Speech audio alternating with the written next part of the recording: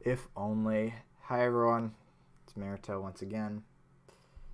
I don't have anything planned for this stream, to be perfectly honest, which is why there's no title in the stream or on top of the stream. Or I guess it's underneath now. I guess that's been that way for like 10 years now on YouTube. That's weird. I've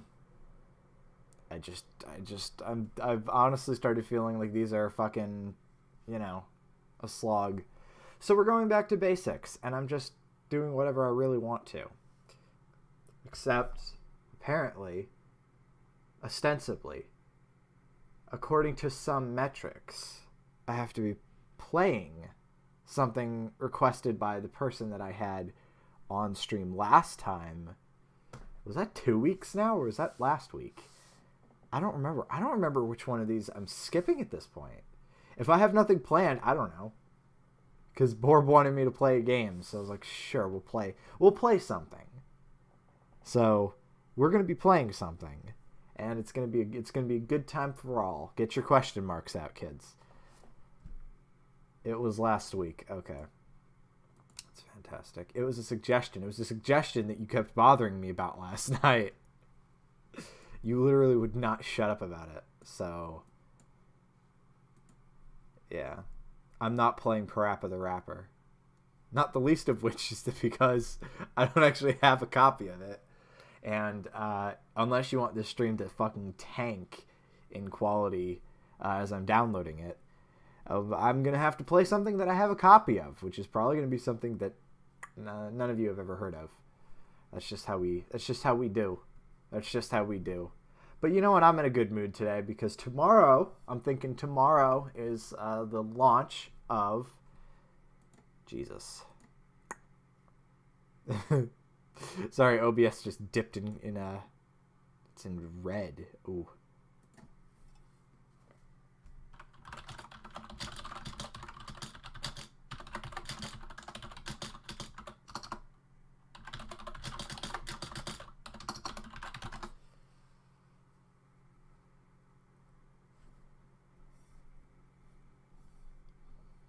People want me to play Neopets at night.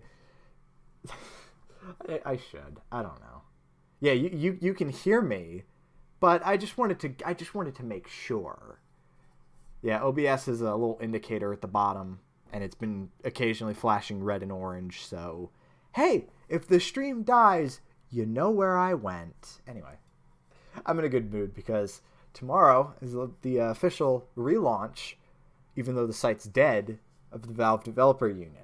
And you know what? Just as a giant fuck you to Nicole, I quickly check to make sure I don't have any tabs that I don't want on stream open. I'll show you a little bit of the site real quick.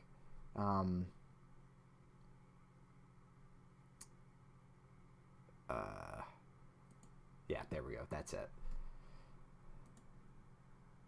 The one who was in my DMs last night while I'm trying to spend time with Cabby, going, "You have to play this game I played when I was 6 years old." Ooh. I feel like this question gets asked every so often. Who's Nicole? It's not a fuck you if I'm fine. Anyway. So yeah. The noise was a noise from my throat. That's what that noise was. I told you I have given up. But hey, you're all having a good time, and I'm here. So anyway, since you said I have Troon vibes, you do have Troon vibes. It's the icon. It's by and large the icon. You're too much of a cryptid to be a Troon. I'm not doing a Kermit impression. I am absolutely not. Also, Kevy is amused by my noises. All right, so let's get back to the site real quick. And of course, everything's gonna be kind of funky because I'm just browsing, local files or whatever the fuck. But so I've got, the one that you're using right now on stream. That one. My cursor isn't showing up in the stream chat, but that one right there. But yeah, so I rebuilt this from scratch, basically, because how this happened was, I wonder actually if I can just directly open it in Vivaldi. Oh, I don't want to do that. Yeah, we'll open it in this tab.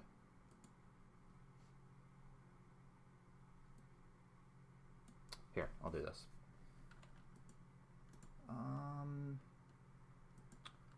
Where is... Did I close AutoSite? I guess I closed AutoSite. Let me reopen that real quick. Let me make sure I can see stream chat. No more Quake stuff. That was actually a huge problem with this site as I was building it. Here we go. Yes, it can be opened.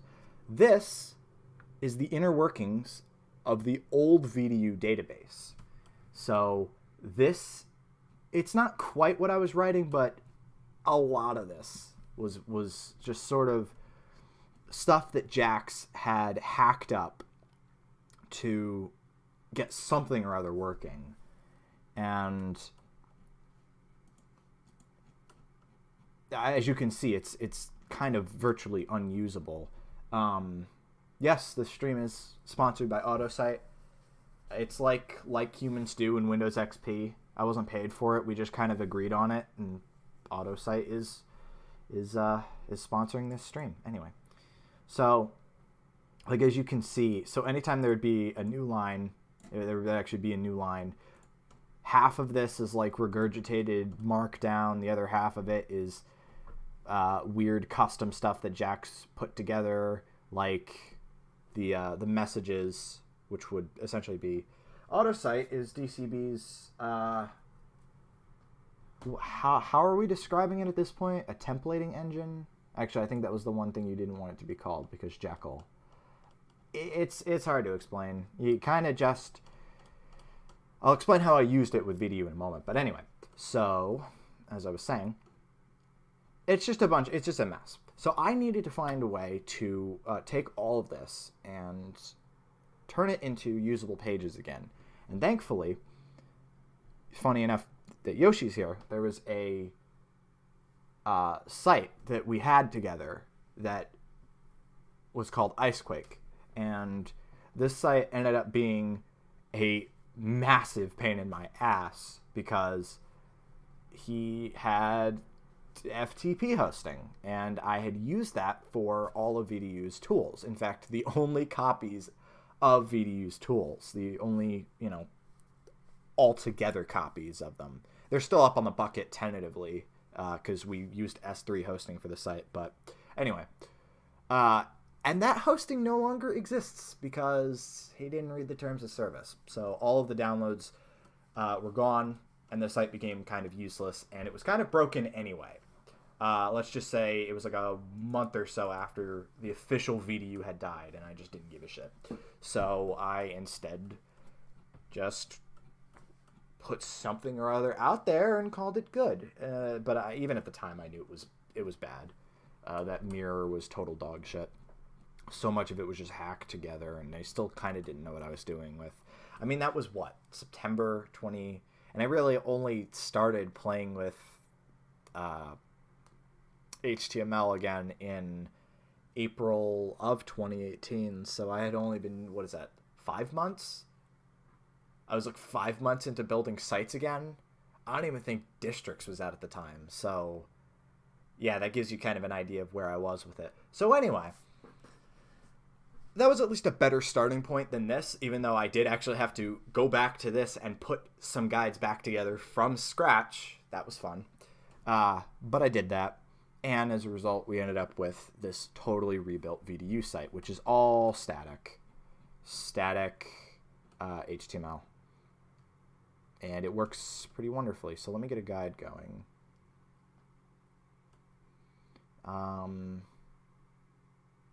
Something like this, I suppose, will work. I know. I just picked something random. So it was, it was pretty simple. Just kind of, Here's a grid thing. This is actually the first time in a long while I've used grid for anything of the sort. Selected some related guides. Finally have a table of contents put together, so everything is working wonderfully.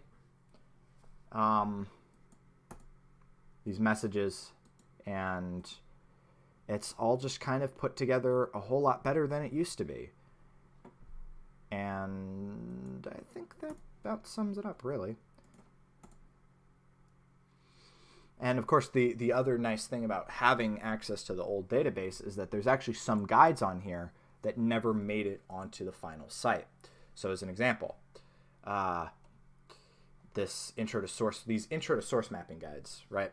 I just sort of put these together because I had initially wanted tracks on the site, you know, as kind of like a proper category of sorts, so I could really explore a topic. So for example, mapping for a source engine game.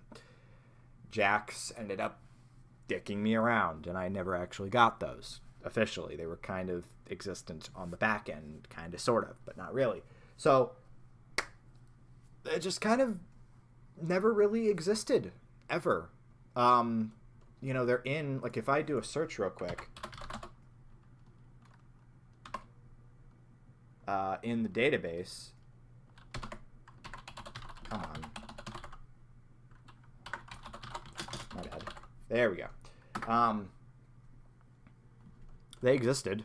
They were here, but they didn't make it onto Icequake. Neither, by the way, as I just found out, did one of the actual guides on the site. Which this is one of the ones that I had to put back together from scratch. But it's been nice. It's been a nice opportunity to go back into some of the stuff that never quite got finished, never quite made its way out there, finish it up in some capacity, and have it properly out there, even if I'm never going to finish that track. And as for the tools, there's actually one that I just found in that in the database that I didn't actually convert, and that was Crowbar. Apparently we had a version of Crowbar up on the site, Crowbar being a model compiler and decompiler. And that one also never made it onto Icequake, so that's something I'm going to put back together too. And of course, at this point, this basically just needs an index page for all of these tools, and then I need to also generate fave icons for them. And it should be good. I mean, I've gotten all the guide redirect stuff going. Here's our HD access, you know. And the other thing that's been really nice, by the way, is because Icequake was hosted on NeoCities, and NeoCities was a Ruby on Rails prototype from hell, a lot of the decisions that I made when trying to get that together ended up negatively impacting the final site. And here's an example of that. So NeoCities Uploader didn't actually let you upload, well, you could, but basically if you would upload a bunch of folders at the same time, and they all had, say, an index.html in them, NeoCities, I shit you not, would mix up which index.html file is in which folder. So you would end up with files all over the place, just totally scrambled about, just for fuck it, why not? And that just goes to show you what excellent web hosting NeoCities was, and I still see it recommended occasionally. And every single time I'm like, don't do it, you're going to regret it. So what I actually ended up having to do was, and I no longer have the folder that I was working off of, DCB's scrape of Icequake, but I would literally have to have a guide, or like, you'd have your guides folder, and then you'd have the longhand of the guide itself as a folder name, but you couldn't just navigate to that folder. There would be a separate page on the side that had like a .html extension, and then all of the links on that page to images pointed into that folder, because I couldn't just have the file in that folder, because NeoCities would scramble that shit up. And the same thing happened with all of the guide thumbnails. So, for example, if I go into one, here's a guide thumbnail, just, you know. And every single one of these has a thumbnail to it. And it was just... NeoCities couldn't cope with it. It just couldn't cope with the one thing it was meant for, which was uploading files. What a shocker. What a weird fucking thought. Since I saw it asked, we did occasionally do stuff with Gold Source. There was one, actually two guides that were put together by a friend of mine, where he went through and explained, and it was actually information that was taken from apparently a Russian website about how that's a saucy motherfucker. Let's get a zoom in. Let's get a zoom in on this man.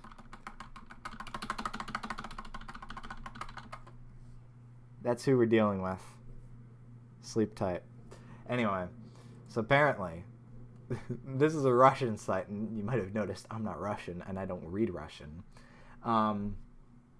But apparently there's information here about how Half-Life 1 was put together and how they did some of this. And he's from Belarus, so he ended up going through and translating all of that. And we ended up having it on our site. But ours is better because if you noticed, this is just text. This is just weird text that doesn't have any like illustrations or anything. And I went through and I grabbed screenshots of everything.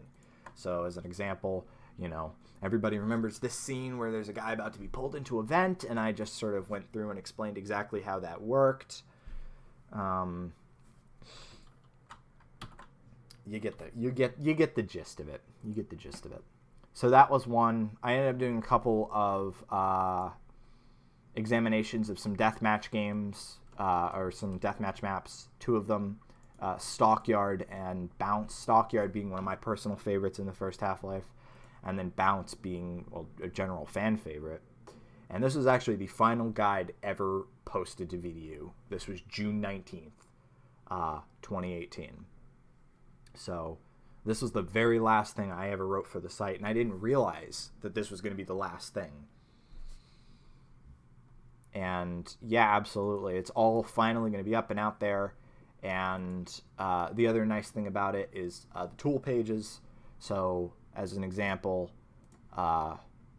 here was a giant, this is not it, Quake Quad Overhaul, there we go.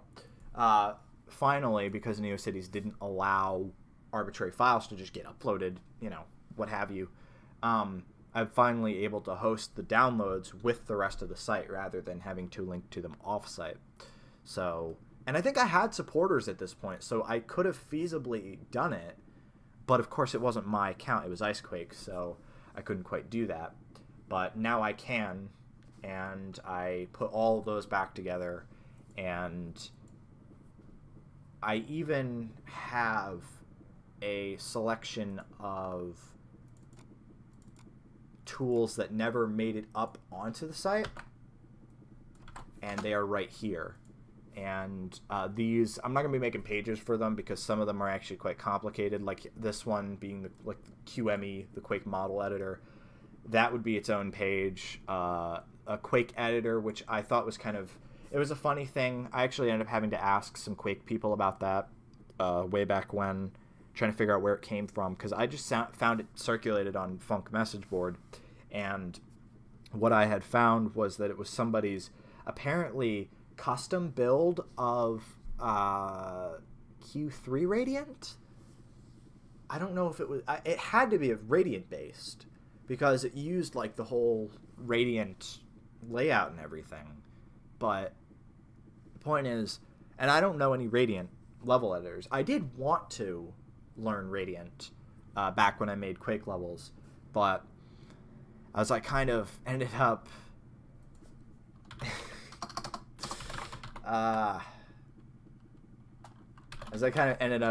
collapsing into myself one night. Let's just say the past 2 weeks have not been especially kind to me and the rest of the group. But as I was putting together the rest of VDU's guides and stuff, I'd actually found a rant somebody had wrote about me on Funk about how arrogant I was and how, I really wasn't as talented as I thought I was and what have you. And it was that weird moment where you're like, you're kind of right. And it wasn't, I don't know. It bugged the crap out of me. It really did. And at the same day, Jax and I were looking through all of these, all of these articles, or not articles, chat logs and stuff where we were constantly fighting. And it's like, wow, this was such a shit show. I don't know how anything got done. It was so bad. Like, you thought NeoCities was bad. The only reason NeoCities was anything close to this was because of, I didn't have, or the only reason NeoCities could be considered worse was because I didn't have absolute power. Whereas VDU, I kind of did. Or maybe people were just looking to not fight with me. I'm not really sure. But it was definitely that kind of weird moment where you're like, oh, fuck, I really was an asshole. I'm fine now, obviously, but it was just kind of a weird realization I had at one point. And that's been kind of the takeaway as I've been working through the rest of the VDU stuff is I'm glad it happened, and I still have to do some cleanup in here, I just noticed. I'm glad it happened, but I would never go back to it. I would never do that over again. Or if I did, I would be a whole lot nicer about it. And I didn't even realize I was being particularly nasty was the other thing. I guess I'm just kind of in a really reflecty kind of mood. But yeah, so all the stuff has been ported over, guides, tools, even, funnily enough, some of these meta pages where they were just kind of goofs or stuff that we had on the side relating to the site. That's all up there. We had these testimonials, which are the only surviving quotes from VDU, the Discord server, where people were calling me a Nazi. This guy was funny.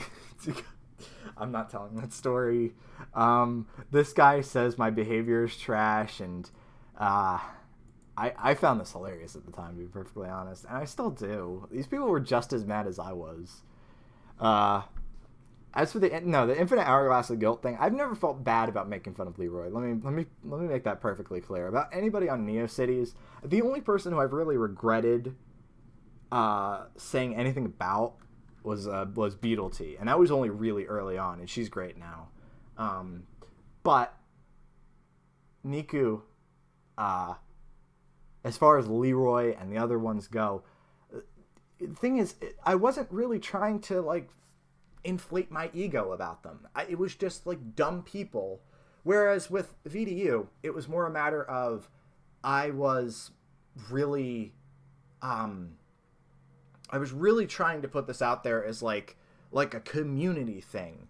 And I didn't quite realize that you have to have a whole lot of patience to be able to help people, especially people who are brand new. And one of the things that I was reading as I was going through this Funk posting about me, which he was a massive bitch. He was such a bitch. He didn't mention me by name. He was constantly vaguing me the entire time. And even Shambler fucking called him out. Shambler was like, "This is funny. It's funny how you don't say his name." And this was two years ago at this point. This was December 2018, so long in the past. But anyway, he was talking about how I was in the Trench Rune Discord and constantly berating people and saying their maps didn't look good or whatever. And I thought I was giving constructive criticism was sort of my thing. And I was like, it takes something like that to really make you kind of almost put into perspective how you think you're coming across versus how you're actually coming across. It's sort of a weird disconnect, and it's why I largely don't try to help people anymore. I have VDU still up. I'm still going to be working on Tesserae, but Tesserae is another great example. In fact, fuck it, I might as well pull up the new Tesserae while I'm at it. And it's far less complete than VDU, so be warned about that. But one thing that I sort of realized as I was going through Tesserae was how much of this... Is this the old or the new Tesserae? This is new Tesserae. All right. was how much of it I just kind of assumed people would know, and I was like, well, if they don't know that, then they shouldn't be building websites. And it's like, that's kind of arrogant of me. You know, even stuff as simple as, you know, target blank, which I used all over the place on my old sites. I didn't really think it was a bad thing until I ended up reading about some of the security concerns with it, and then I was like, okay, yeah, I should probably kill that. Yeah. So I went back through Tesserae, and I'll pull up the live version of Tesserae real quick, just to give you an idea of the differences. So I actually didn't bother testing Tesserae against anybody who didn't actually know what they were doing, because Cabby, DCB, and I, we've all been building sites for at least 2 or 3 years now, so we know what we're doing. Whereas somebody like Mon or Borb, they were just coming into it. So I was very surprised when people who I thought were, you know, relatively smart were getting hung up on stuff that I had written, and I'm like, okay, I'm doing something wrong here. So I went back through, and it was funny. This was like my half-assed attempt at trying to fix the Tesserae stuff at the time, trying to explain how to use the site so you understand it, and it wasn't working. So I ended up scrapping all that, rewriting it, going back through and explaining it a little bit better, having more visuals, and, you know, because if you're trying to just explain HTML in the abstract, of course it's going to be kind of like, who fucking knows, you know, to somebody who hasn't built a site before. But the thing is, we've all used Word before, and to be perfectly honest, how Word works is not too far off from how a web browser will display your HTML. You know, you'll have your headers, you'll have your paragraphs, you'll have your bolds, you'll have your images. So I ended up using that as an example, and that's the kind of stuff you have to explain it in terms people will understand. And I figure anybody who wants to build a website is probably at least semi-familiar with a word processor a little bit. And I actually haven't touched this since, what? Early January. Yeah, so literally since the start of the year, and really more since last year, December, what have you. But I went back through and I kind of restructured it, and you can also see that I totally redid the design of it, because this didn't come out anything like I really wanted it to. I wanted to go for modern, and I ended up with, I don't even know what you describe it, but this it doesn't look good. And this is by the way, because everybody was complaining about the footer, you see how it looks fine on my screen, right? You see how this footer looks perfectly fine? I don't know why it fucked up for everybody else but me, but that was the worst possible luck. And that really didn't help Tesserae's credibility either, because people are like, well, you're teaching me how to build a website, but you can't fix your footer? I'm like, fair point. So I said screw it, and I went back and I totally redid it with mini.css, which is a framework, and I still got to keep my my full viewport footer, except this time it actually works. And this is actually the same one that I use for the blog. This is actually, you can see it if I put it side by side. You can see that this is the exact same framework that I used, just a little bit different styling on them. But this, as soon as I figured out actually how to use it, it's been fantastic for me. And Tesserae 2.0 is gonna fucking slap when I eventually get back to it. But I've been rambling a whole lot, just about me and things and sites that I've been building. You see what I mean, right? I don't understand how that works. How the old footer didn't work for anybody but me. I just don't know. And it was so frustrating, because I was like, I have a point here. And people were like, right, but your footer is broken. I'm like, Yes, someone said guinea pigs. My love.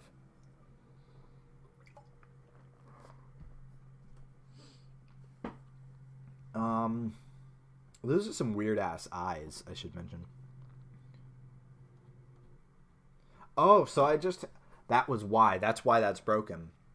I still have no clue how you use any of the vertical height, what have yous, because I know that CSS3 added a whole bunch of stuff. I guess I just didn't have that set correctly. Well, that's good to know, except I've totally scrapped this. So nowadays, this is a whole lot closer to that whole thing about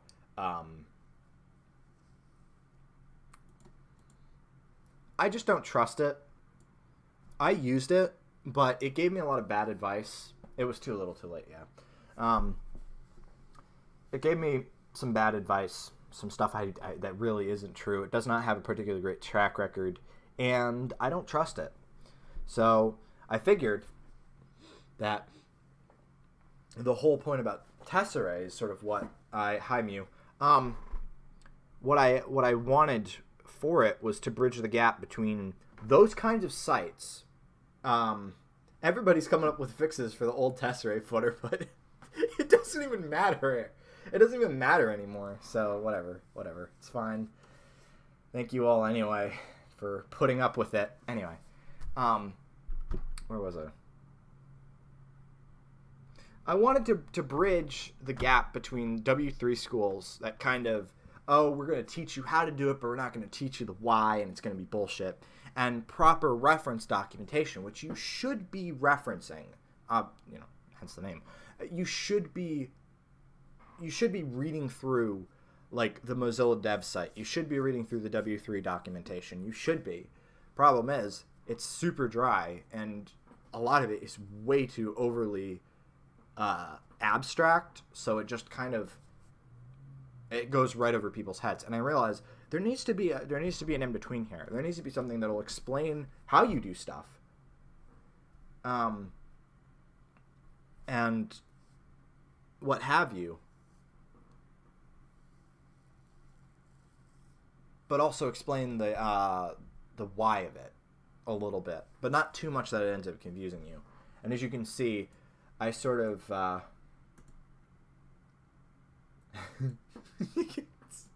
we're gonna be visited by Mr. Ricey himself. I can't wait. You can see here that like I had this page on semantic elements. None of this is basic HTML. None of this whatsoever. But I just figured, yeah, they gotta learn it. The kids, they gotta learn it. And I figured, fuck it, just teach them the correct way.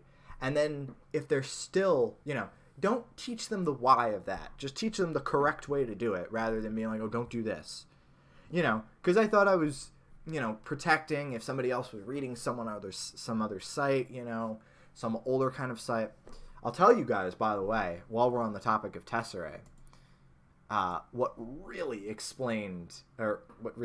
not explained, I'm so bad tonight, my bad. What really inspired, that was the word I was looking for, not explained, inspired the old tesserae, or the new tesserae, or really tesserae in general. That's me having a stroke there, I'm sorry. No, fuck off. You fucking... I'm trying not to show everyone. Not that I care, but just like... There we go. This is actually the site that sort of inspired tesserae. I was like, we need a new site that's this, but modern and also not written for like 11-year-old girls. So I don't know if any of you have ever heard this site. I found this site when I was in the 4th grade, and this site was the funniest thing. So what it was, actually, it's super old. It's from 1997. This girl, literally, she built her own website, like at the apex of the 90s, very late in the decade, and she just built it herself. And I think there's actually pictures of her somewhere.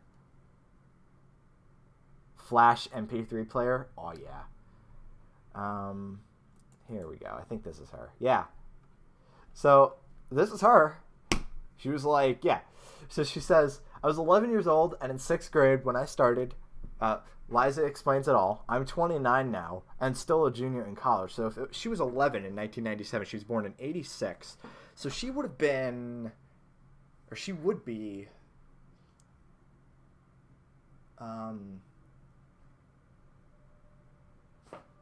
so 85, 95 was 10, 05 was 20,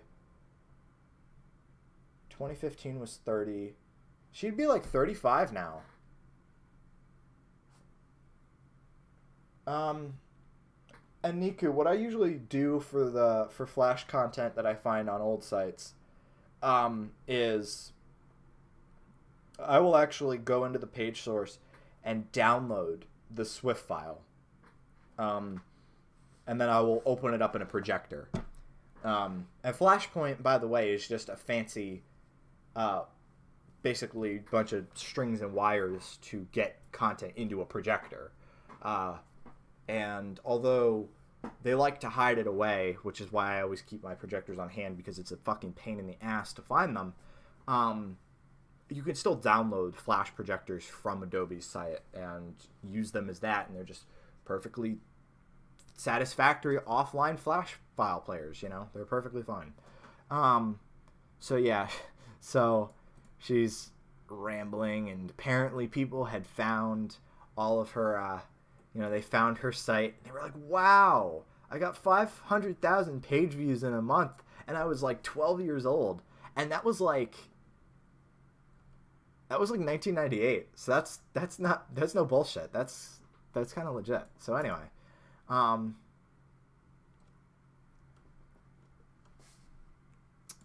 so yeah, she goes into explaining all of this web stuff, how to make money from my site, how do I get rid of spyware on my computer? I like that. It's pretty great. So here she actually gets into the whole HTML thing. And this is seriously some bad advice. Like, she's talking about right now. Like, some of this is, I'm not even kidding, like HTML4 transitional level bullshit. So, like no doc type. So this would be Quirks mode automatically. Let's go into a little bit more. Like here, she's telling you to do inline CSS. That's a real bad idea. You don't need most of this. This is not the code for a basic div. This is way overkill. How do I validate my site? No, we don't. We don't need one. Nope. She's talking about... I actually do like this, by the way. She's talking about CGI. Gateway scripts, which I think DreamHost actually does support gateway scripts, but we just don't use them because I don't really have a use for them. But she does have them a little bit later in the site. She's talking about image maps. I do want a page on Tesserae about image maps because image maps are fucking fun. They are very fun. And I think Cabby has some on her site. I like these too. How do you make glowing text? It only works in Internet Explorer. I guarantee if I loaded this up in IE11, it probably wouldn't work. In fact, do I even have Internet Explorer on here? In any capacity?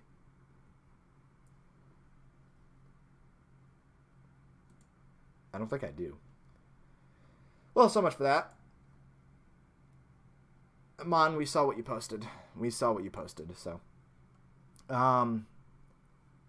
I like these. How do you make link transitions? Alright, bye Mew. I didn't actually use BB Edit for the most part. I used Notepad++ for a lot of it. But if I'm on Mac, then yeah, I will use BB Edit. Because it's just kind of the only real simple yet powerful text editor for Macs. Guest books. By the way, now that Somnolescent is actually on its own hosting, we could have guest books if we really wanted to. I've debated it. Cabby, we should put that on the new Somnol redesign. I didn't say that out loud. That's not happening or anything. You got a users online script plug box, which I guess is a forum. Hey, I saw DreamHost. Apparently she's on DreamHost. Cool. I'm just so rambling right now, but I honestly don't want to do anything specific, so I'm just kind of like enjoying myself. So she also goes into JavaScript. Maybe I should take her advice on JavaScript. That definitely won't be. I'm actually curious. Does she tell you to use document write anywhere? Does this pop-up window actually work? Yeah, that actually works. That's impressive. Nice, she made a pop-up window. I just want to see... Oh, how do I block my document source? You know, in case you don't want anybody seeing all of your fancy HTML and stealing it. How do you make floating images? I don't know what fucking floating images are. I see perfectly. Yes, I know exactly what I'm looking at. How do you make chromeless windows? Which is, let's see if this works. Ah, I see. I understand perfectly. So much of this doesn't work anymore. It's so good. How do I make auto favorites? So, like, how do you automatically add your site to people's favorite bar? How to be an asshole, more like.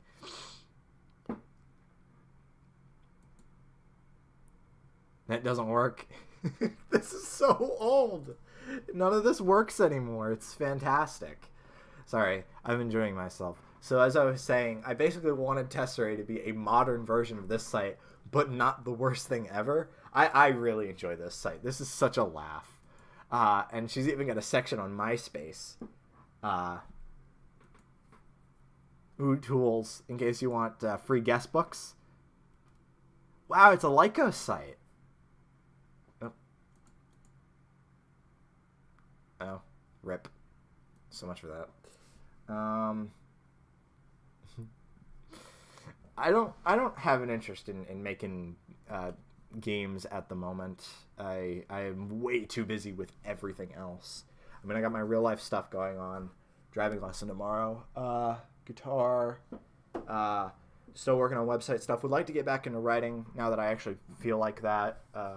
Writing personal stuff and, you know, stories and what have you. I like this. This is her color chart of web safe colors. Thank you, Yoshi. Of web safe colors, which is even dated 2000. And for the creme de la creme, it's a GIF. It's a GIF. Which, by the way, if you didn't know, GIFs can actually have any 256 colors you want, as long as you don't have any more than that. So potentially, you know, if you wanted to, you could actually, you know, have all of these web safe colors in your GIF and not have to deal with dithering, so long as you don't have more than 256 colors.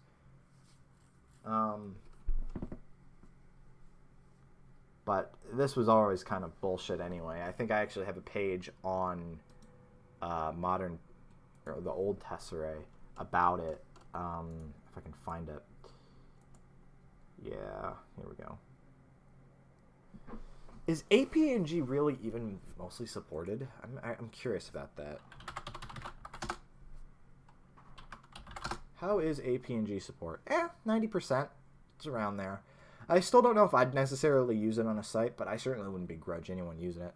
Although, to be fair, I use WAF2 fonts, which are actually supported better than... Alright, well that totally defeats my purpose. For a long time, APNG I know wasn't supported, so that was sort of the big thing. It was just kind of like... I mean, it was supported in Chrome pretty much always. I say pretty much always, 2017. Firefox was the big one that used APNG, right. And Edge only recently started to support it. We're talking, like, this year. Likely because it's now on Blink. IE never supported it. Safari Safari has supported it for a little while. But yeah. Anyway. Wow. That's weird to me. That a site would be using it that early.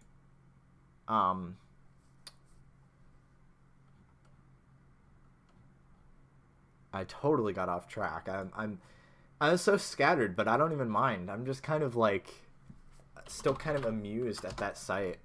It's just so perfect. This is all you need to make a website, right? Look, she's even still got a guest book, which the guest book is not indexed by search engines, kids. So we got Mark from the UK in 2012. He has not had any. Lisa has not had any trouble with ActiveScript. Joy from Nigeria. Rebecca in Atlanta, Georgia. Apparently the site was broken for a little bit. That's fun. Yeah, this is retro. This is 2012. So I guess she hasn't been bothering. Oh, and her forum is dead. So that's just out of the question. Is her store still up though? Can we still buy? No, we can't. Okay. I was about to say, can I have my very own Liza Explains It All coffee mug? Apparently not. What about postcards? Postcards are not here. She's apparently got a webmail. You know, in case you guys want some of this webmail. You can't use Flash players on NeoCities. Oh, Neopets. It's funny you mention that because literally right over here I was looking at somebody's fucking Neopet character. But anyway. Yeah, this is a pretty legit site. I like this 2 cursors. Ooh, these actually still work. These are actually still working. Look, you can have a rainbow train on your site. That's special. So what other cursors do we have? So you can have rainbow penguins. You can have ladybugs, stars. What are those dots? Are they just dots? Fish? I don't see the fish part. Oh, fucking hell. Okay, I see how this works now. So this is your cursor, and this is the stuff that trails the cursor. So it would be a fish, and these are the bubbles. Okay, I see. Look, she's even got an 88 by 31. You guys remember those? We were just talking about them the other day because we want Mon to make one. Those are good stuff. Oh, that's right. The form doesn't exist. I wouldn't know if honey badgers like fish. Let's look that up. Do honey badgers like fish? I don't know if they eat fish. Let's check it. Let's see. They are generalist carnivores with an extremely wide diet. They will eat insect larvae, beetles, scorpions, lizards, rodents, and birds. Crocodiles, pythons, adders, cobras, the black mamba, polecats, spring hares, foxes, jackals, antelope, wildcats.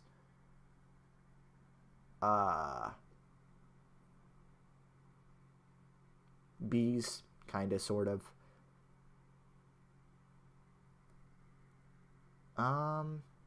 Apparently they eat melons for the water. That's curious. Also, it's called quant.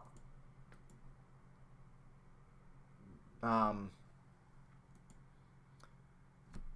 just kind of...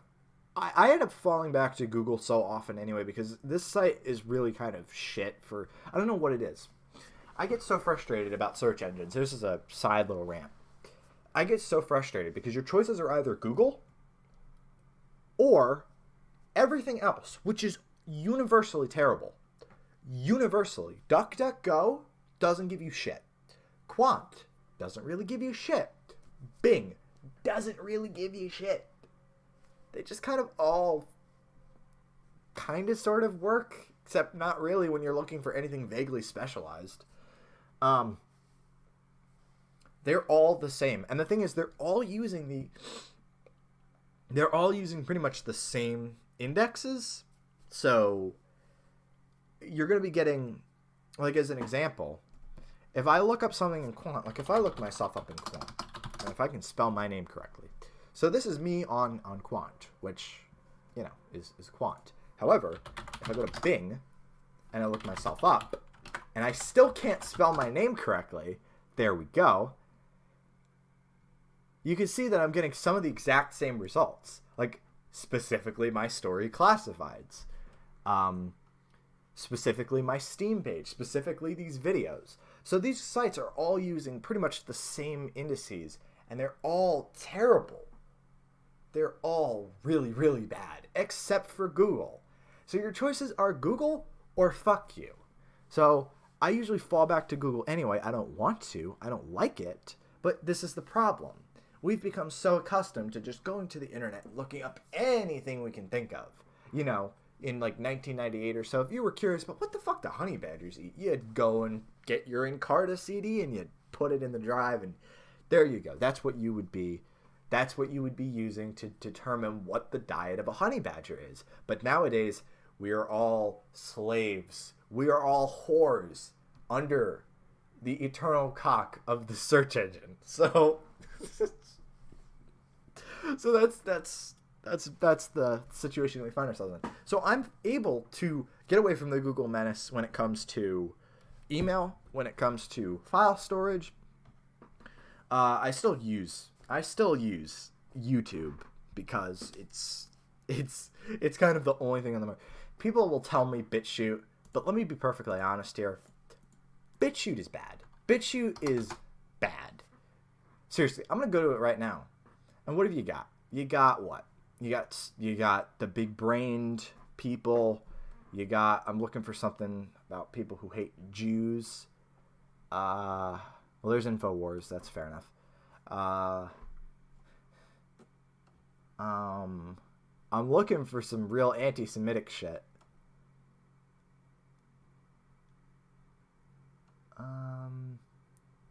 I'm seeing stuff about coronavirus. Yeah, this is the funny thing to me, right? People, you know, I've heard not Sargon. I don't watch Sargon anymore. I heard Styx go. You know, there's all sorts of stuff on BitChute. Atheism is unstoppable. Autism is unstoppable. But, you know, sure, quote unquote, everything is on BitChute. But let's look at the gaming content on BitChute, right? What have we got? We've got somebody playing Sonic Advance. We've got somebody playing Sonic Adventure. We've got anime girls. We've got 2 anime girls. We've got politics. I went to the gaming section specifically to find gaming, and I still run into Timcast. Why?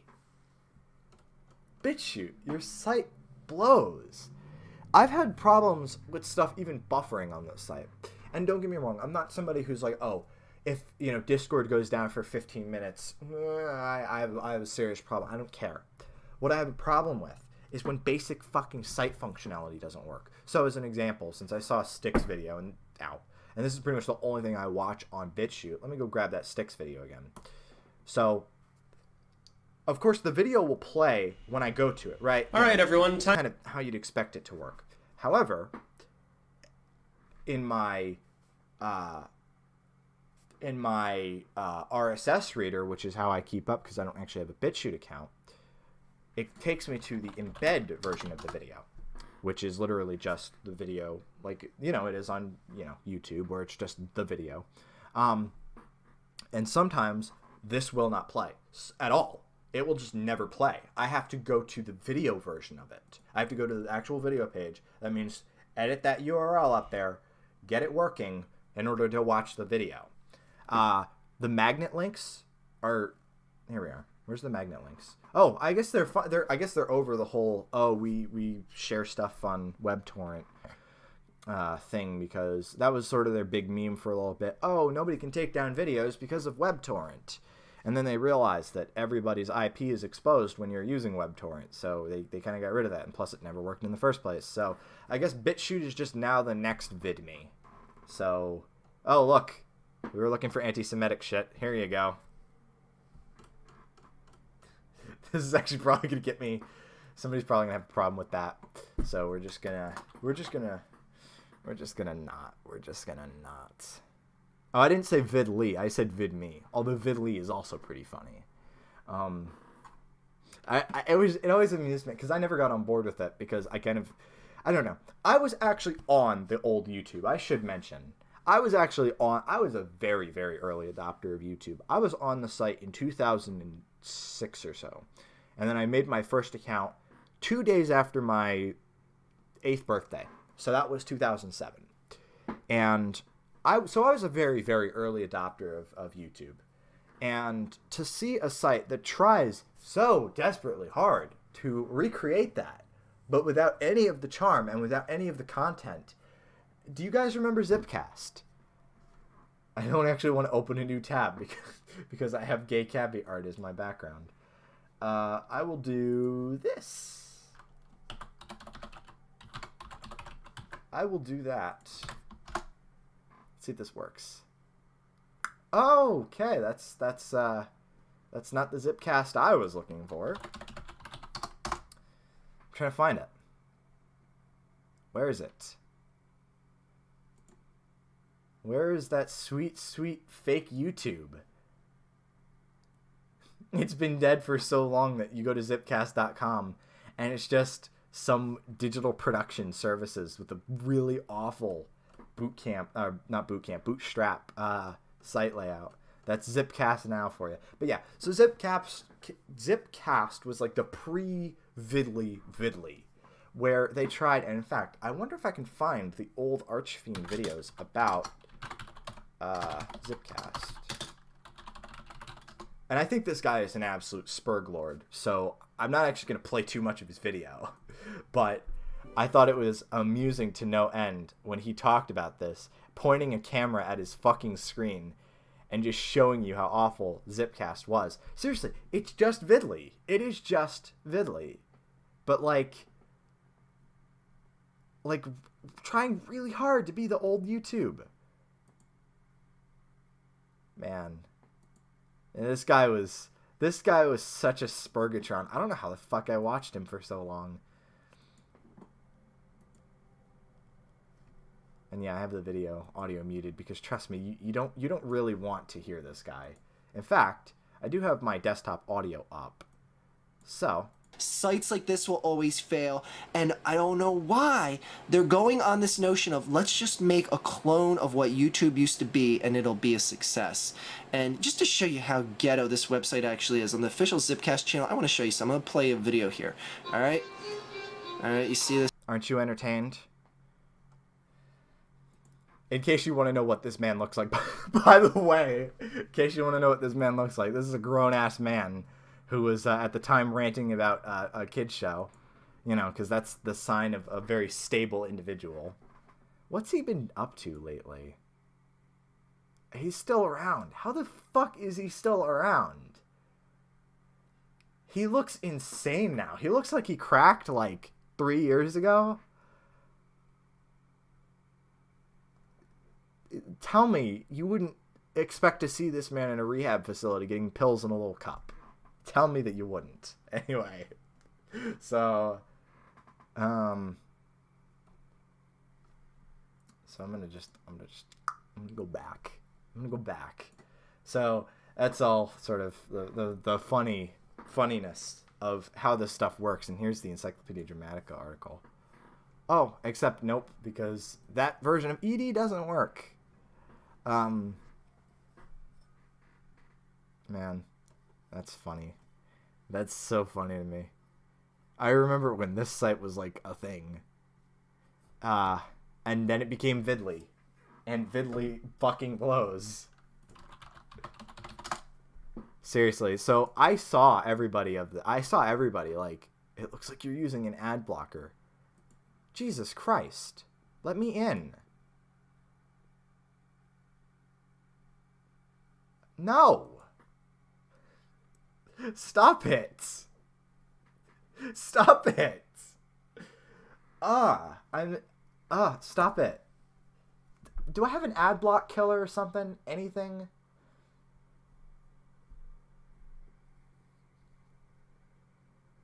I suppose not.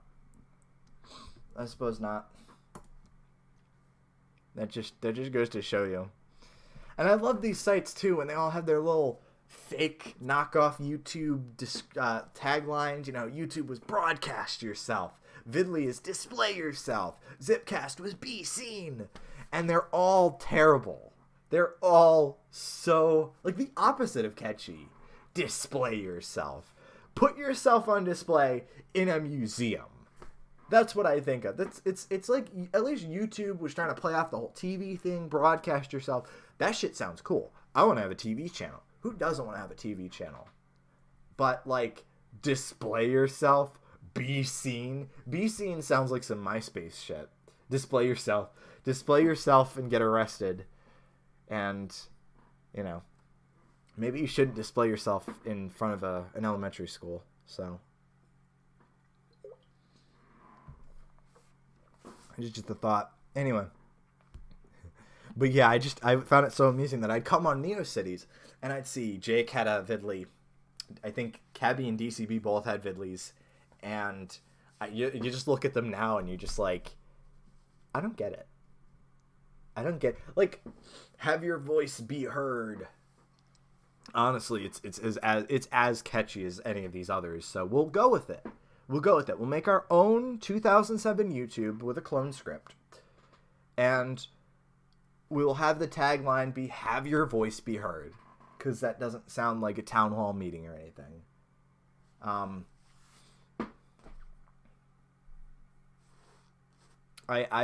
By the way, stop trying to fund your website with ads. Ads are just the worst thing on the fucking internet. Like, and it's not even that they're user hostile. It's also that expose yourself, winky face. I mean, that would make me sound like, see, here's the thing. You have the site expose yourself. That makes me think of, like, it's revenge porn, but it's revenge porn on yourself, right? Like, expose yourself. Like, I've been a very bad boy, so I'm going to go online. I'm going to expose myself. Make sure no one trusts me ever again. How have we been going for an hour at this point? Oh, lordy. No! Out of all the people to wink at me, why DCV? No, you're innocent. So what's a better way to fund your site? Well, here's the thing. If people feel the need to pay for your stuff, they will. And I'm going to be honest. If you're not providing a physical product, I'm not interested in giving you money. This frustrates me to no end when I find a band that I like and they don't even have a CD out. They don't even have a vinyl out. For whatever reason, it seems like everybody needs to have a fucking vinyl out, right? Everybody. Like, there's a band. I don't know if they have anything on CD. I think this is the second stream in a row I pulled out a vinyl. Not that you can see it. But this was a vinyl that I had bought from a band that I found, funnily enough, on Tumblr. Because Cabby, I think we've talked about this, where it was this weird thing where they were sort of mass submitting one of their songs to everybody. The band name was Croza Rosa. And they were mass submitting their songs to everybody's submit box. And people on Tumblr were getting, like, so triggered over it. Like, literally shaking right now kind of shit. And the song was just kind of, I think the song was Like a Lady, which is not actually on this EP. But it was so fucking great. And I listened to it. It's a virus. That was another one. That was another line that they had. It's a virus.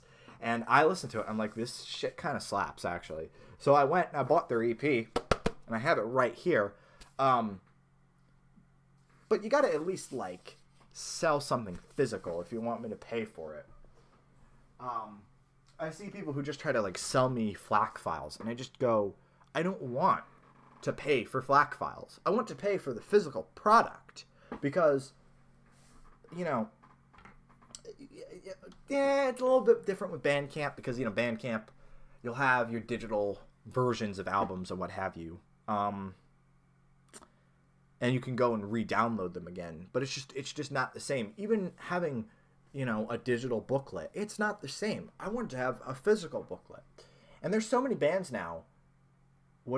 Honestly, you can't monetize these sites. You can't monetize a site like YouTube, or a site like Facebook, or a site like Twitter. Social media, by its definition, loses money. And this is the honest to God, real problem with the way that the internet is set up nowadays. You have, and let me turn off my light again. You have your site, and you're going to mass host YouTube's, or you're going to mass host video content from people, or you're going to mass host, all right, there's something like that, you know, user-generated content. You're going to let people come and post whatever they want. Now, of course, if we go back to the good old days of GeoCities, you know, like all of these fucking kids, you know, would like, you'd go and get hosting, and then you would host the fucking thing yourself. Seems like a fair way to do it. Of course, over time, people stopped doing that, and so all these sites swooped in to sort of make everyone available in one place, which is a great way to get dementia, I should add.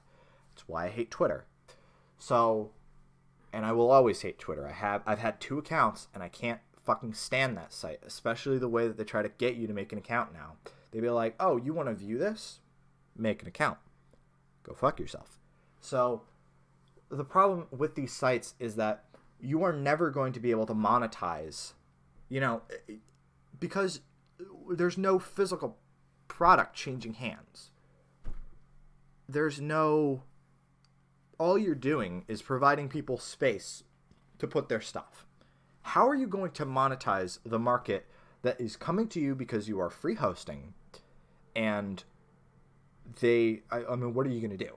You have a couple options. You have ads, which by and large have failed on the wider internet because they haven't, you know, YouTube's still running at a loss. Facebook has always been running at a loss. You're never going to be able to monetize that through ads, and most people have ad blockers at this point. It's not worth it. None of my sites have ads. That's perfectly fine. You could have, say, a premium tier where people will pay you for a better service. And I think this is what Vimeo does. I know DeviantArt does this for Core, what have you. And this is a fair way to do it, but it only works if you have your customers willing to pay for a better service. And if they're not, you're kind of fucked. Or you can sell merchandise. And the problem is you have to sell a lot of it. This is feasible for a YouTuber, but it's not necessarily feasible for a site providing a service of this type. Or potentially you could have a Patreon kind of thing where people will intentionally pay for your site. And this is what they've been trying to do with BitChute. The problem is that although people are shown to be willing to just, I don't know, give up money for whatever fucking reason, you know, and people are willing to throw money at Medicare to have him say, you know, gas the Jews on stream or whatever. I don't know what people stream chat the stupidest shit at him.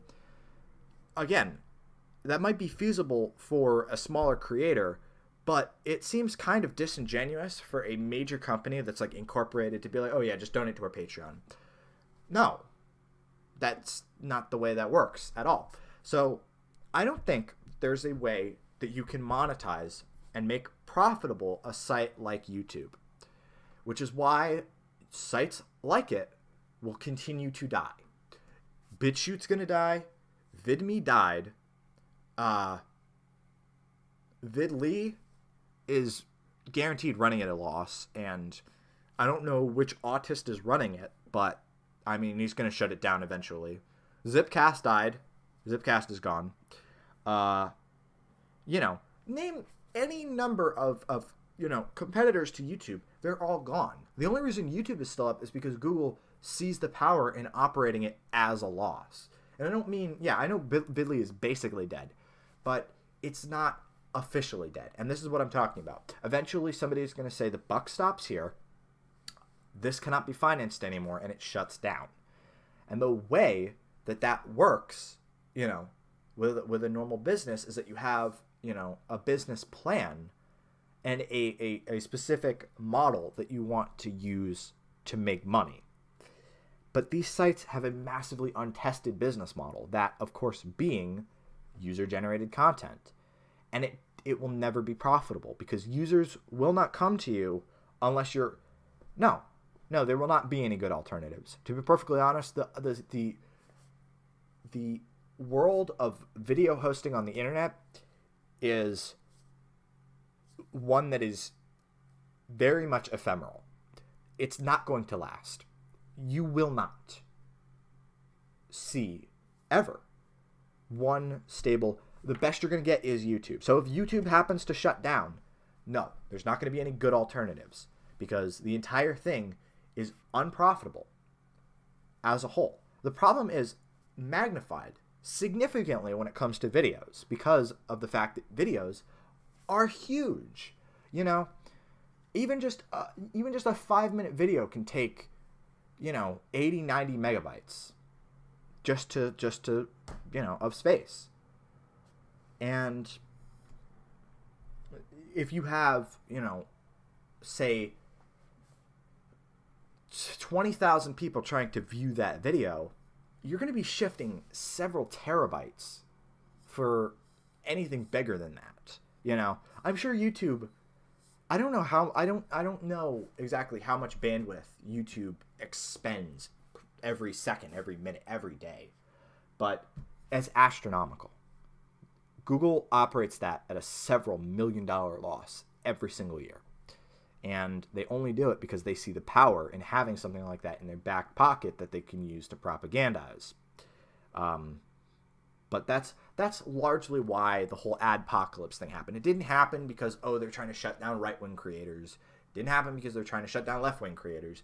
They're doing it because they realized that the original partner program, which was, I remember that being a very exclusive thing back in 2008 to about 2011 or so. That was a very exclusive club. You had to be let in, and then YouTube would let you put ads on your videos, and you'd get perks. At some point, to try and stimulate growth, YouTube said, fuck it. We're just going to let everybody in on the partner program. And suddenly, not only did it not be special anymore, it became massively unprofitable. And of course, advertisers were also not being particularly comforted by some of the videos that their ads were being put on. So YouTube slowly but surely started to boil the frog. They started bumping people off. They started being like, well, this video, we're gonna have to up our community guidelines, and you might not be able to get money from that video if push comes to shove, young man.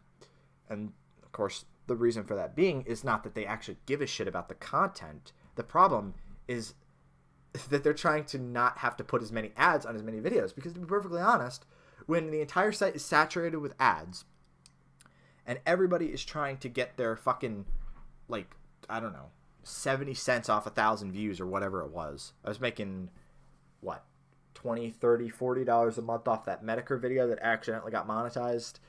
And, I don't know exactly how many views he was getting per month on that video. But let's say it's in the ballpark of 10, 15,000 or so.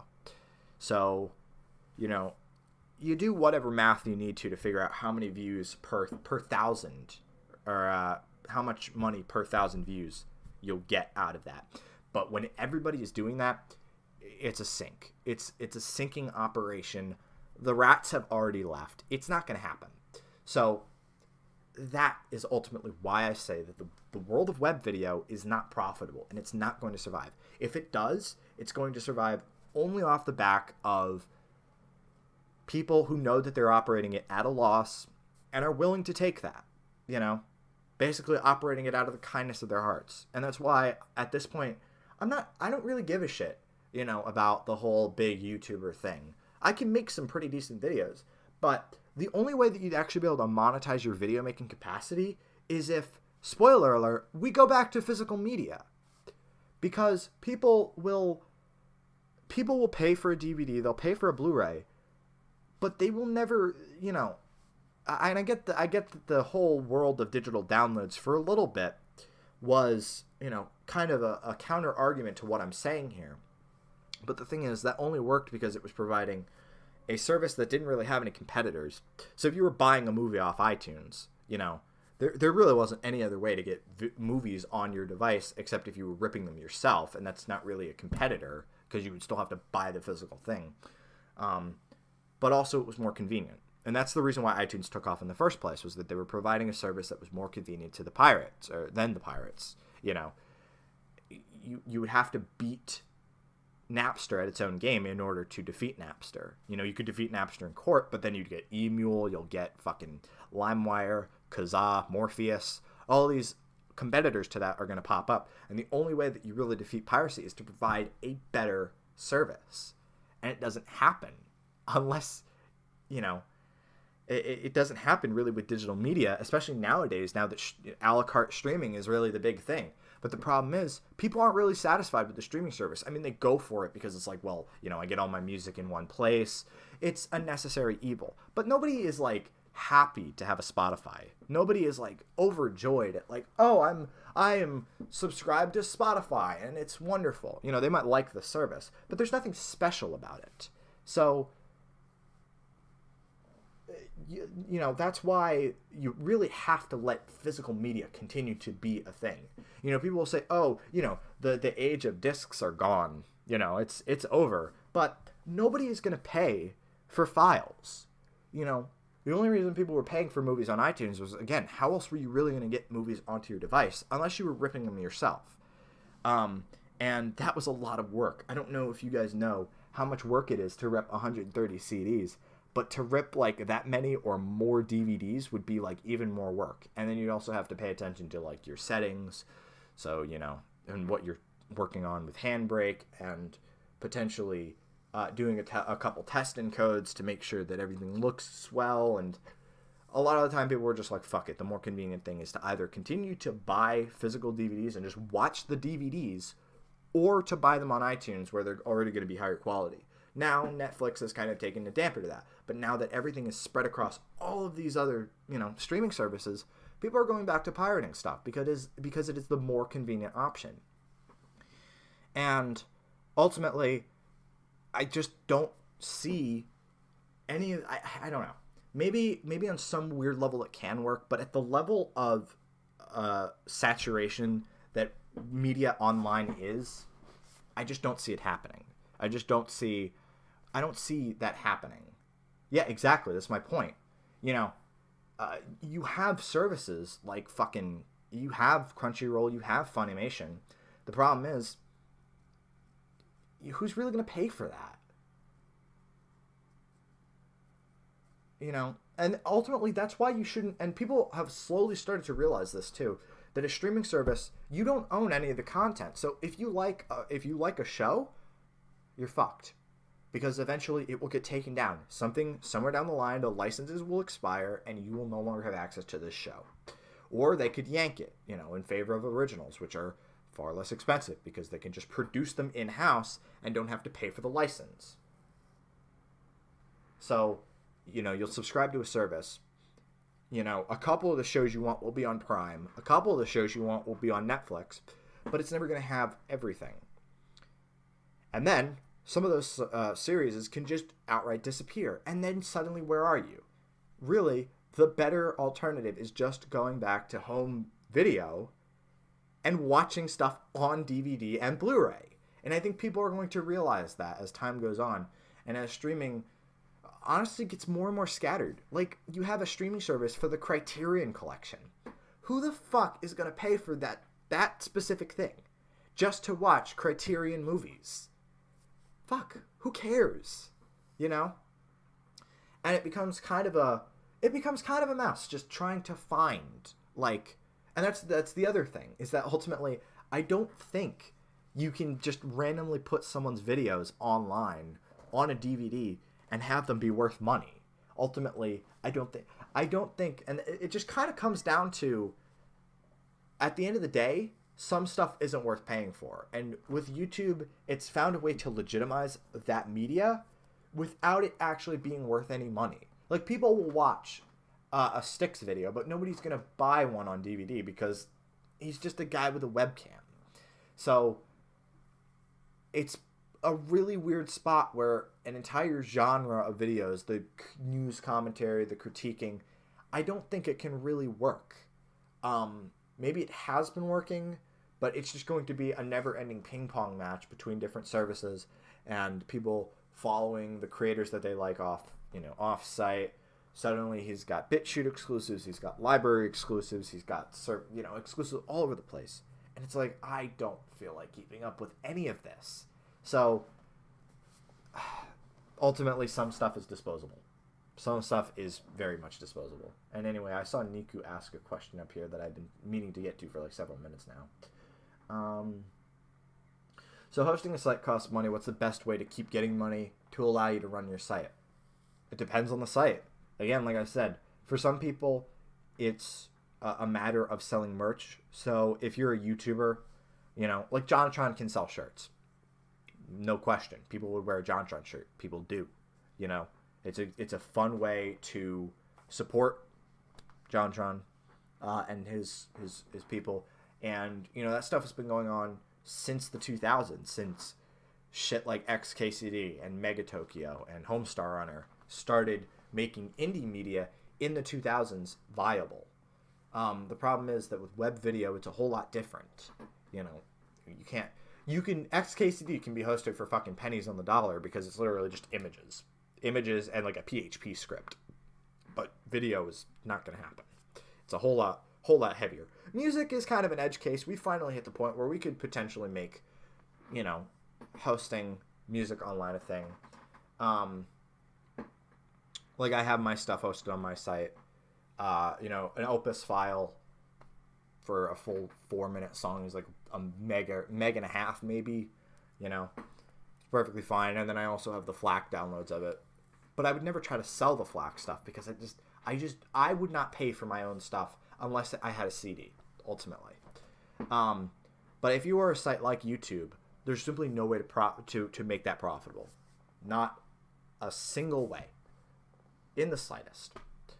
And ultimately, this is the problem. This is going to be the problem with the amount of digital content that we make. Is that eventually stuff is going to go out of print and stuff will be completely unobtainable, ultimately, unless somebody tries to keep it in circulation. And it's just not feasible. You know, there's shows that were airing on, you know, name your U.S. TV channel here in the 80s and 90s. And some of those shows are already totally unobtainable on any medium whatsoever. You have a show like Daria or a show like Beavis and Butthead where huge clips of the show have to outright be taken out. Or content has to be removed because so much of it was based around licensed stuff. So with Daria being a great example, there was a giant Daria restoration project trying to get all of the original music back into the show. And I don't know how good it is or anything, but that's the reason why when Daria did finally come to DVD, it came with stock music in the place of all of that recognizable music that was used when the show was airing. Because the licenses weren't covering for it, and it was too expensive, and what have you. You know? And as far as chiptune goes, I mean, I have a physical copy of Pretty Hate Machine. You know, the 8-bit computer version of Pretty Hate Machine. So, you know, provided the music is good and provided you market it correctly, then yeah, people will buy it. But that's the problem, is that online music is incredibly saturated as it is. Which is why you kind of can't expect anything unless you're like an act that's touring, because that is something that cannot be oversaturated. You can be bombarded with music online because it's not a physical place. You know, it's an infinite space. You can have infinite music forever and ever, theoretically. But with a live venue, you're only going to have 2 bands playing a night, you know, potentially 3. So you're never going to hit that saturation point with live performances, because by the nature of needing a physical space, some bands are going to be left out, you know, some bands, but thankfully there's tons of places all over the place to play live. There's always going to be festivals. There's always going to be clubs and coffee houses and, you know, what have you, that are always going to let you play. So usually bands can find some kind of spot, but it is a tangible thing that can potentially, you know, exhaust itself. It is not an infinite resource. And it's sort of the same thing with physical stuff, because I guess it goes back to supply and demand, really, I guess. You know, where you have, you know, demand and then supply that can either outstrip or be way too low for that demand, you know. And there's always going to be demand for a live performance, because there's not always going to be live performances. But you can go on YouTube and find any genre you've ever wanted, and you will never be able to listen to all of it. So, unfortunately, it's all kind of a big what if. The whole media thing is kind of a big what if.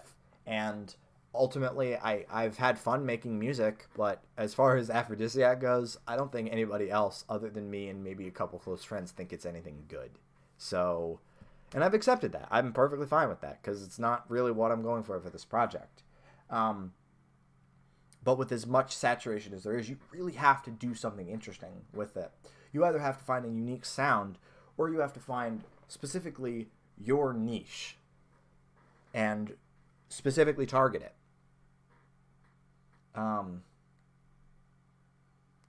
You know, that's why you have to set yourself apart, basically, is kind of how it goes. And I don't know if everybody can enough to make potentially a living off your stuff feasible. Ultimately, if it comes down to just having my stuff out there, and that really is what anybody at the bottom should be focusing on, is making sure you get your stuff out there. However, by whatever means necessary. And sometimes in the case of, you know, music, it's potentially providing a service, or, you know, providing your music for use in another medium, like YouTube videos, or, you know, movies are a particularly great place. Like, sometimes I will watch a movie just to hear the song that I know in it. Or here's the thing about the size of markets. Remember that you're always going to have supply. You know, if there's a market for it, supply is always supposed to hit the equilibrium point between supply and demand, where you don't have too much demand and you don't have too much supply. But again, the problem with online music is that because everybody is doing it, it's so oversaturated that demand, it's really hard to get your stuff in demand.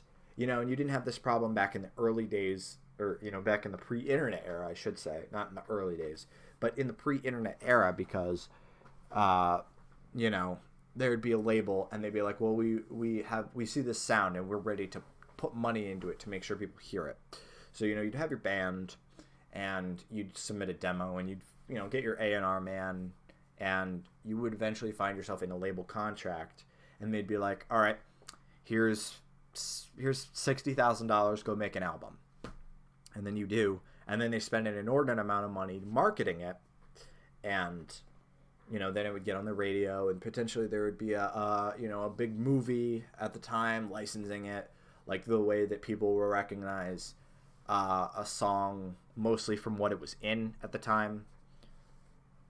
You know, you see that with, like, if you go on any YouTube upload of, like, Stone Temple Pilots' Big Empty, as an example, and you see people mentioning The Crow in the comments, it's because that's really the prominent place where that song was used, was in The Crow.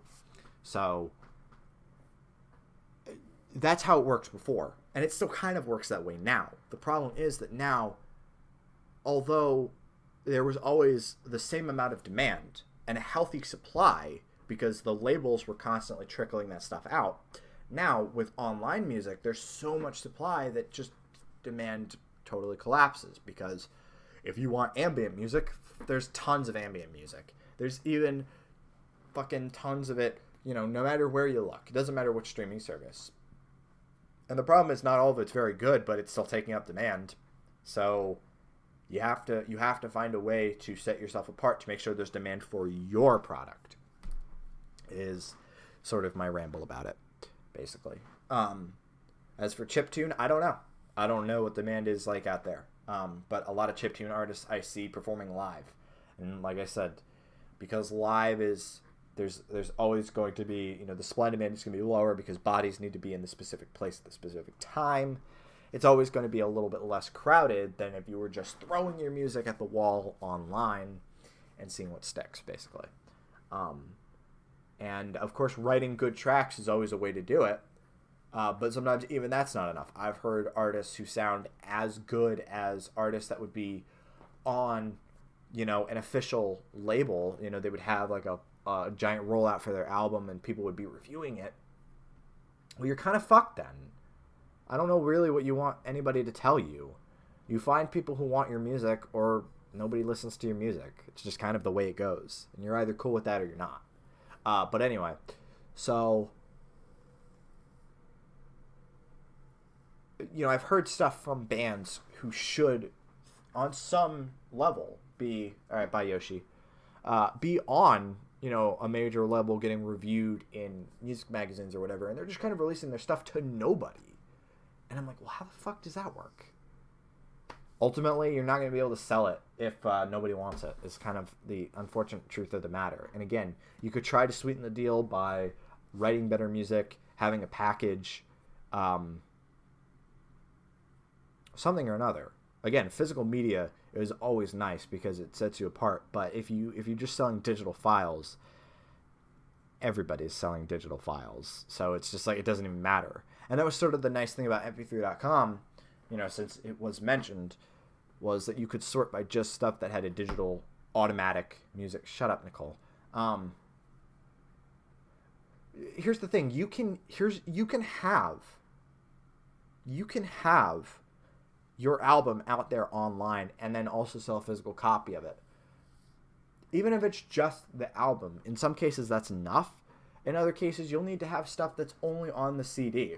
Like, as an example, going back to Pretty 8 Machine, actually, that's a bad example because there's some stuff that's online that's not on the CD. But having a booklet is a great example. And yeah, you're probably going to be operating a loss, but I honestly, as far as I'm concerned with my music stuff right now, I'm more concerned about doing it for the hell of it and having fun than I am actually selling it. Because if you're having fun, then at least you're getting something out of it. But if you're just trying to sell it, then you can lead to some disappointment like that. And yeah. So it's perfectly feasible to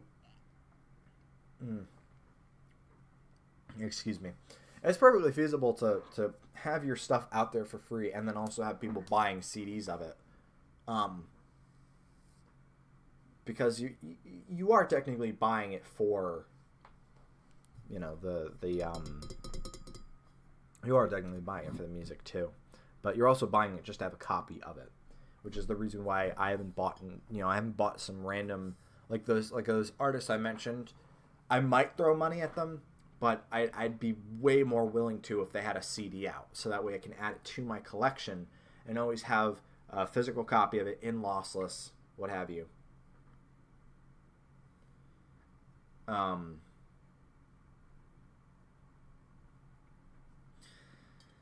It kind of really depends on what you're doing, basically. And I've been rambling long enough, and we're almost at the 140 mark.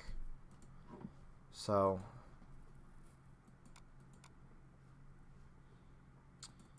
I suppose I have to play this game because Orb has been waiting all stream for it. So I suppose I have to play this. I should probably turn my volume down. I just realized I had my volume way the fuck up. That was a bad idea. All right, let's see how we can get this thing running. Is this gonna run full screen, Borb? Because if it is, I don't really know how feasibly I'm gonna be able to stream it.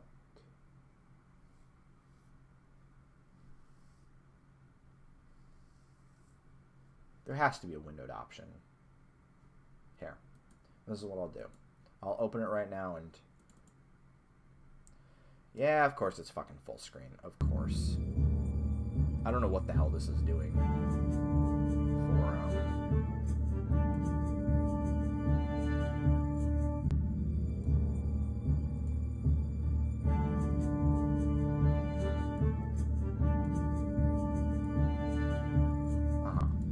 I see. Well, that's gonna be kind of fucking terrible. Jesus Christ. Yeah, see, you see what it did to all of my windows, and I'm just so scattered right now. I don't know if I'm gonna be able to stream that. Shit, come on. I don't know if I'm gonna be able to stream that. Hi, Mew. Yeah,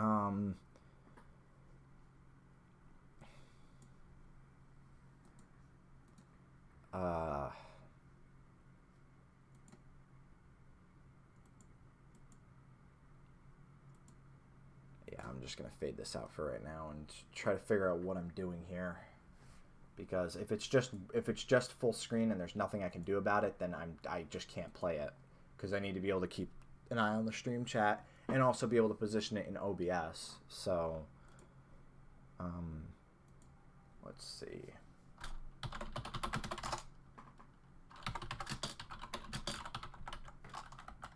Run full screen games in windowed mode. How to force them, yes.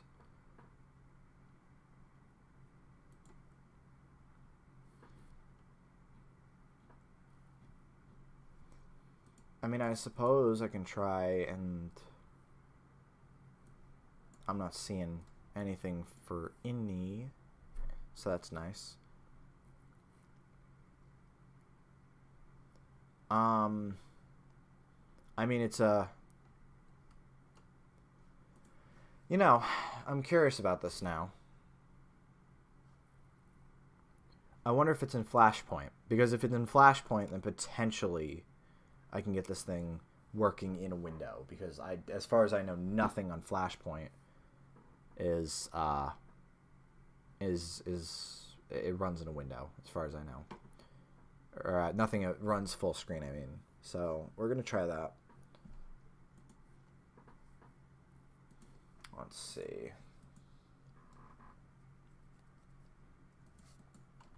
I mean, this has Groove Games.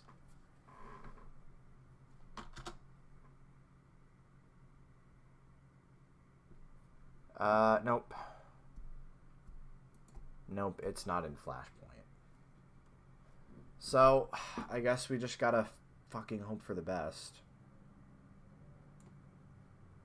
That's Cabby drew it. That's Mary and I don't know how you pronounce it because it's Welsh. I don't want to try.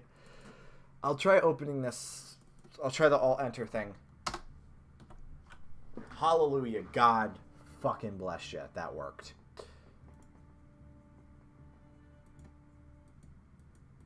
The hell is going on here? Avan. That. What the? Okay? Or not?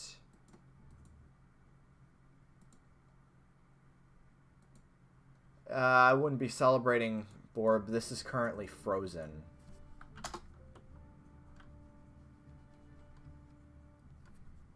And now it's not even displaying full screen. That's really lovely. She wants me to play some random old fucking Nickelodeon game. Here, tell you what. Run it full screen. So there's just nothing I can do about that. There's just nothing I can do about that. Well, that's great. Now the game seems utterly broken even when I don't try to do that.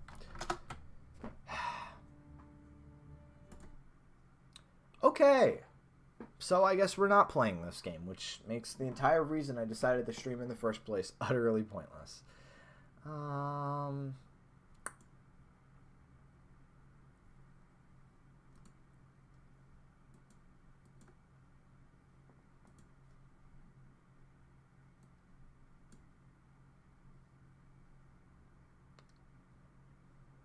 Well, I don't know what to do now, because even when I open the game, it just kind of, it freezes. I'll try deleting the files and trying that again.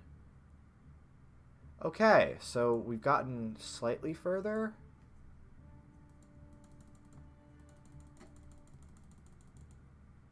I don't want to play the game yet. Okay. Okay, it works in a window this time. Alright. I'm not playing Homestar games now. Alright, let me get this going.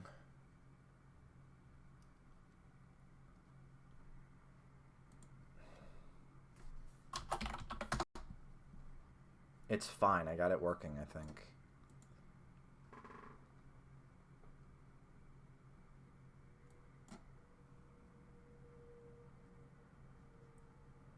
Okay, so it's not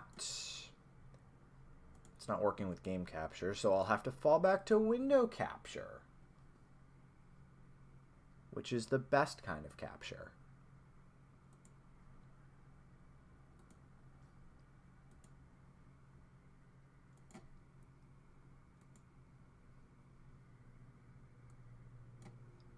There we go.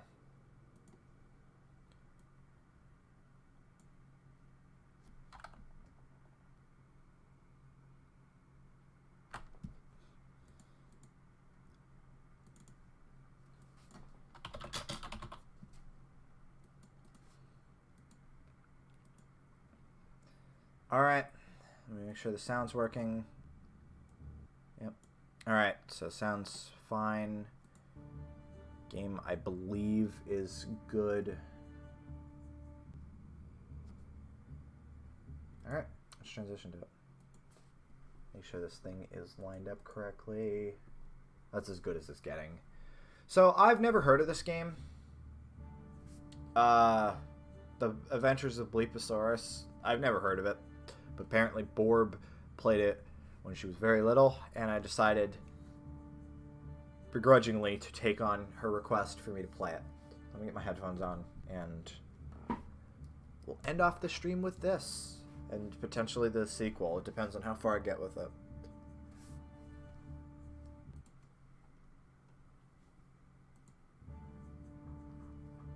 There we go.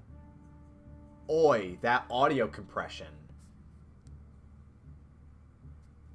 I can hear all 6 kilobytes of this. That's magical. Alright, let's get this thing going, I guess. Oh, actually, I need help. You control Bleep as he journeys through 4 fully 3D worlds crawling with nasty dinos and other prehistoric beasts. So, arrow keys, that's the sign that you're playing a Nickelodeon game, alright? Let me turn the audio down just a tiny bit. So, you jump with the up. You look down with space. Actually, you look down with down. Space is his tailspin. Special jump is you double tap. You hold it down to float. Impressive. Okay? Alright. So, growing up as a blue triceratops can be tough enough. Tough enough.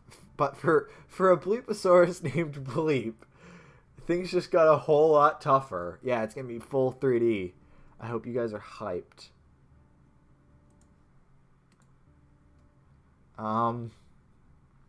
His sister's been kidnapped by the evil King Tyrannus. And now it's up to Bleep to rescue her before the magical amulet she carries falls into his scaly claws. I would think that would be immediately as she gets captured, because it's probably around her neck or something, and he can just take it. So this is Bleep. He's a good Bleep. This is Vila. Who fucking cares? And the instructions. So, we could play easy or hard. What do you guys want? Should we do easy or should we do hard?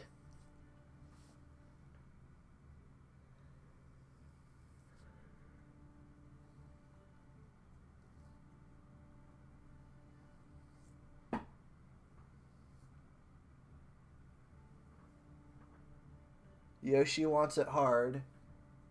DCB wants me to play it on hard. Borb gave me a face. Niku wants easy, so that's 2 hards, 1 easy. I'm waiting for one more person to chime in before I go. I mean, it was for kids, so ostensibly it's not going to be too difficult. Ostensibly. DCB gives me a face. Okay. Cabby says Danianosaur. Nice.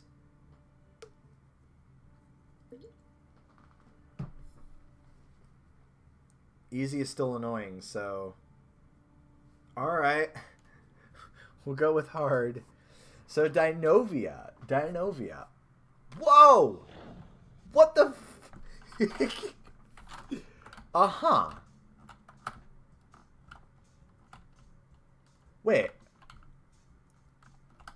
So it's 2D. It's on a 2D plane, but it's fully 3D. Fully 3D my ass. It's Groove GX. Groove 3D GX. So no. So I mean, yeah, look at the textures. That's some like PS1 quality stuff. That's impressive.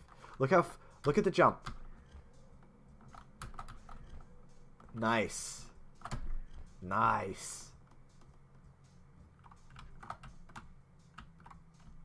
This is quality. Nice. Wow, we picked up something. Ow! That wasn't just part of the background? Hold on. You guys need to hear that. Let's get that up a little bit higher.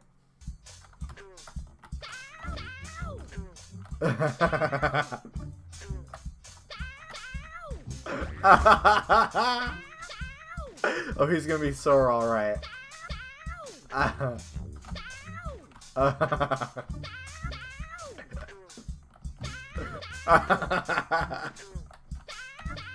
Die! Come on, die. That's it?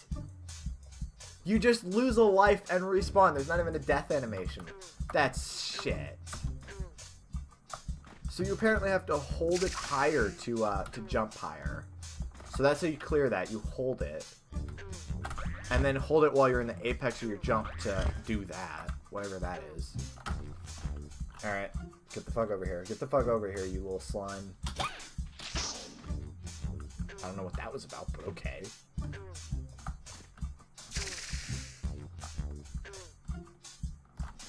Come on, make it on top of the floating platform. This was 100% worth the wait. I'm glad.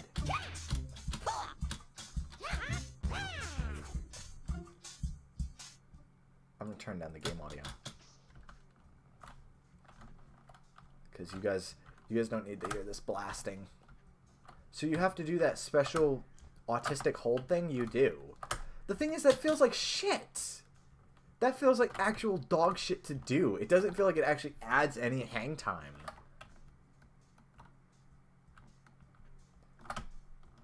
Whatever.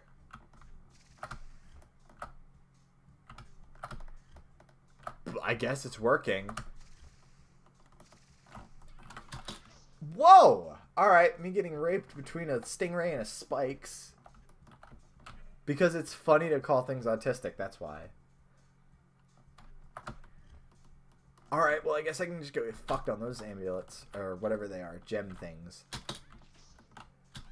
You get such little spin with your tail. You just kind of like... You really have to be close to shit, I guess. That's stupid. What's so funny about it? I'm not explaining this to you. Stop being autistic. Ow! The fuck over here. See, that's what happens when you kick a dinosaur's ass. It explodes into fire. Get over here. I need to make you explode. There we go. You get to hear how absolutely busted my spacebar is the entire game. Ow. It happens when you're autistic. It's okay. Whoa! I just kicked a pterodactyl's ass. Nice. Got him. Oh, come on! Oh, you bitch! I don't like this. I don't like this one bit. This is so bad, and yet it's so funny. Apparently these are fully 3D worlds. Which, I mean, it's true. They're rendered with entire 6 polygons. Mechanical with Cherry MX whites. This isn't even a mechanical keyboard. That's the funny part. It's like, it's a membrane keyboard, but it's just so obnoxiously loud. What was that? What the fuck was that? Get over here.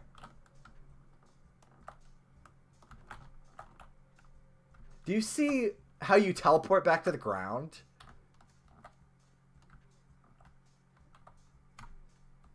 This could pass for a Sega Saturn game if I'm being perfectly honest. I know it. How the fuck did you know it's membrane? There's nothing about it that's... Ow! No! No! I didn't just die! You're autistic. Ow. No! Wow, thanks, game. It actually gave me a 4th life. Oh, come on. Try again. You could still save Vila. Fuck you. Fuck you. Oh, wow, there's a story. I guess we should read the story before we should go back to it. So it begins with a dream and a prophecy. Terran, the village elder of Dinovia, and some say the oldest and wisest dinosaur of all, only some people though, awoke from a dream that revealed the identity of the One, a dinosaur who is destined to wear the amulet of power and lead all dinosaurs to an age of peace and happiness. It was to be Vila, a young Triceratops who always seemed special. She was special, alright. When Terran summoned her to his hut and explained her fate, Vila was amazed, but she agreed to accept the amulet whatever challenges accompanied its weight. This does sound like something Leroy would write, absolutely. But what neither of them could know was that the spies of the evil King Tyrannus carried news of Vila's selection to their master, who had been waiting for this moment for centuries. Tyrannus set out from his fiery lair among the lava flows of Moltor, stomped to the gates village. I had a stroke. Stomped to the gates of Dinovia and found Vila. Now Vila's brother Bleep, just a young Triceratops himself, has vowed to rescue his sister at all costs, and no matter the keyboard. Vila's fate and the future of all dinosaurs rest with him. That was stupid. Alright, let's go back to this.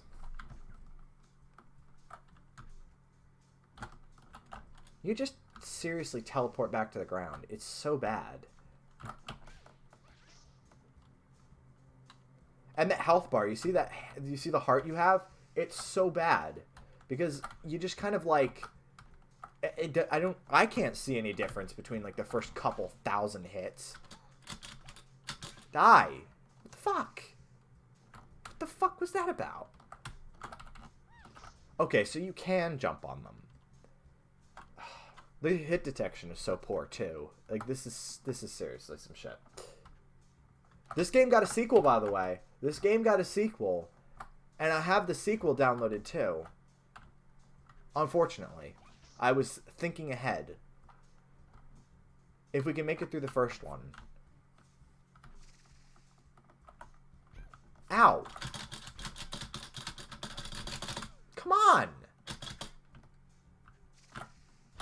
How are you supposed to hit him? How the fuck are you supposed to hit him? Look. What am I doing wrong? I'm actually stuck inside him a little bit too.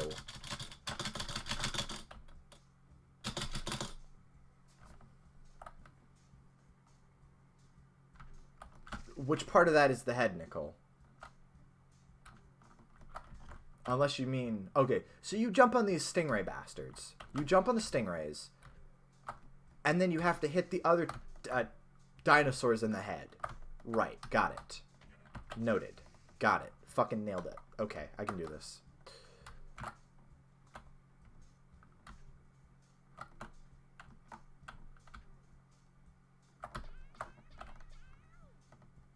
Psh. Yeah, okay. Jesus, stop it! Stop it! I don't care. I'm intentionally bad at this. I could take my time. I just don't care. There we go. Yeah, okay, so you do hit him in the head. Yeah, I guess we'll see if this is, Got him. Jesus Christ. Come on. Alright, let's just keep going. Let's keep going. See? Oh, come on.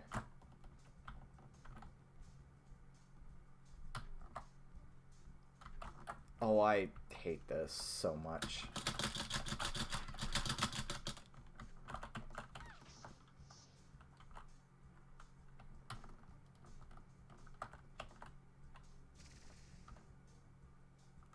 Oh, come on. All right, come on. We can do the first level. We can do the first level. Come on. This was for kids.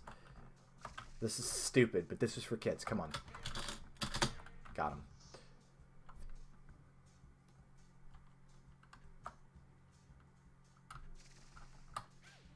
Seriously, if you don't land... Alright, you have to apparently land literally on the head. Alright. So I'm not going to fuck up this time. Because this is bottomless pit central. And... seriously, if you were playing this game, you'd know how broken it feels. It genuinely does not feel good to play at all. Nothing has any weight to it. And your spin is so momentary.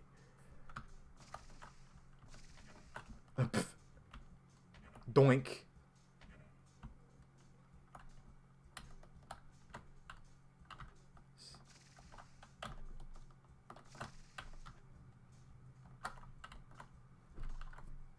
So even the bug things, you have to land specifically on the head. Got it. Got him.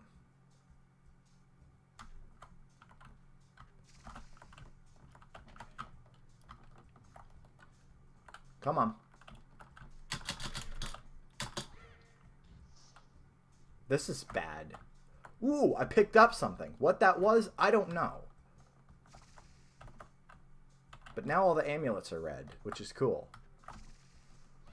Because they're red.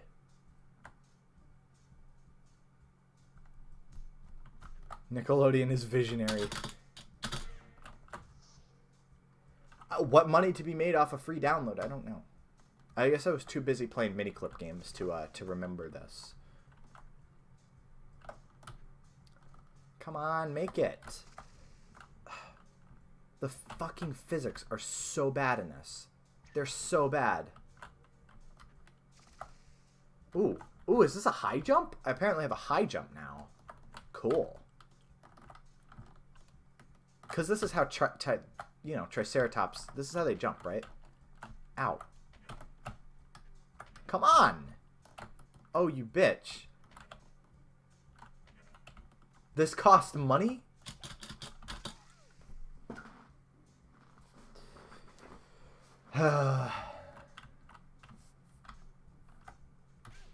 Oh, fuck. Come on, no. Stop it.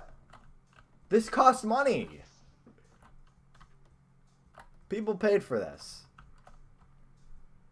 I'm not a honey badger, first off. Second, I don't know. Do they?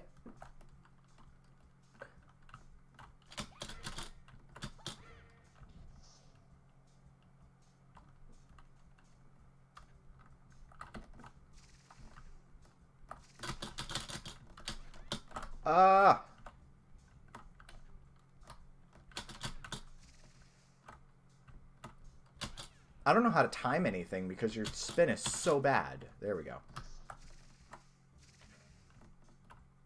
It's not a honey badger. It's a European badger. It doesn't even look like a honey badger. Stop it. That's not fair. Stop it. Jesus fucking Christ.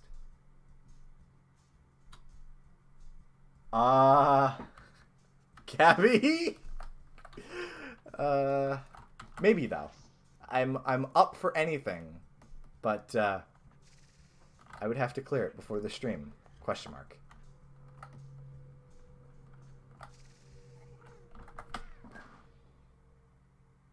What?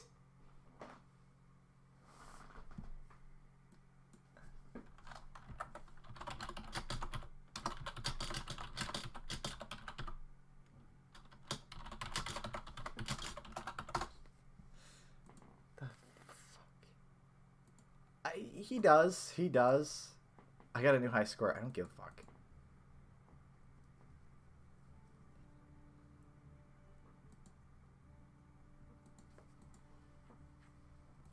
I don't... Dude, I mean, he's colored exactly like one. He's got the face stripes. I don't know in what way he doesn't look like one, but...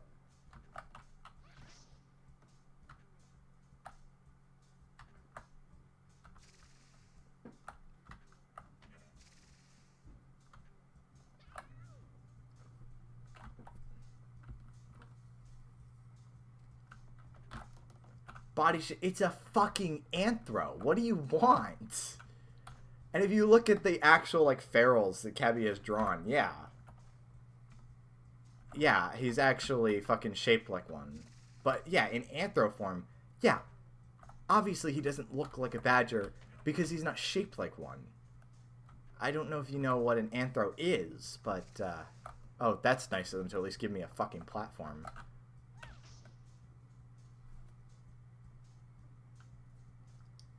Also, do you see that ass wiggle? He's fucking... He's got it in the trunk. Seriously. I know that's supposed to be his leg, but, it looks more like his ass from this, angle. I'm not an ass man. Anal is gay, but, these things have to be pointed out. Ow.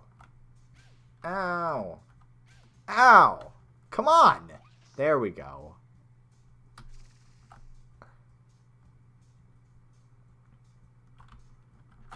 Come on.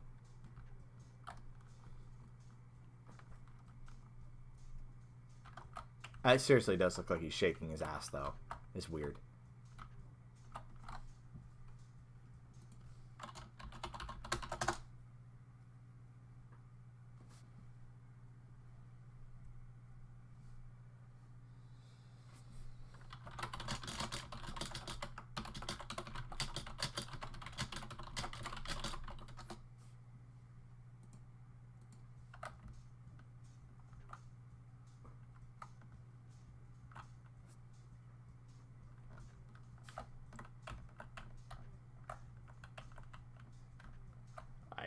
I will not. I will not. Alright, go on. No, I did not just type out a GT San Andreas cheat code. No, I absolutely did not. Oh, come on. Fuck these things. Oh my god. There we go.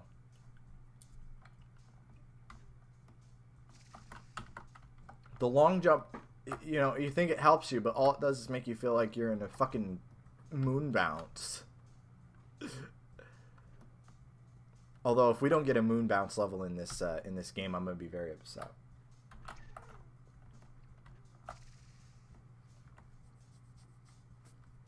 A kid who ditched GTA for Neopets.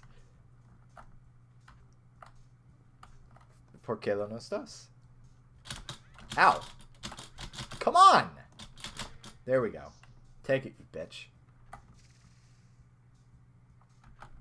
Whoa. Alright, that's a dead end. That's a dead end. That's a no-go. Come on. We will make it through. Nice. Thanks for the drawbridge. Question mark. Oh, fuck you.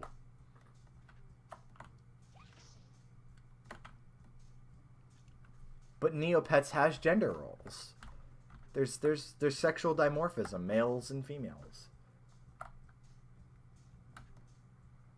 When does this level end? Come on. I guess level transitions between all of these different quote-unquote architecture types would... Fuck you. I guess that would have broken the truly 3D immersive experience we're all having. Fucking hell. Genuinely, the collision detection in this game is so bad that you land on something, it knocks you back, and then fucking it, like, you go on the edge and then it knocks you back even further. Broken. Broken, asshole. Broken. Come on.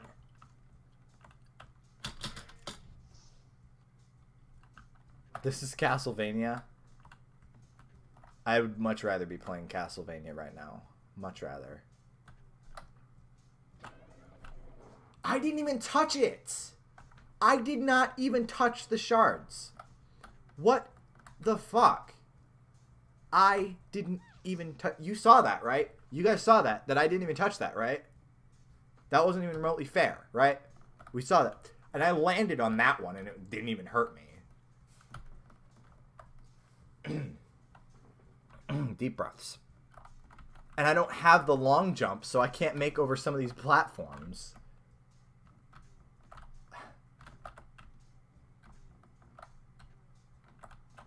Also, we were having this discussion in the chat earlier. I would be playing PS2 games if it wasn't for the fact that PCSX2 is not very good. And I really don't want to have to rely on emulators for the rest of eternity. I'd like to be able to play stuff on legit hardware. It's broken as all hell. Why did you make me play this?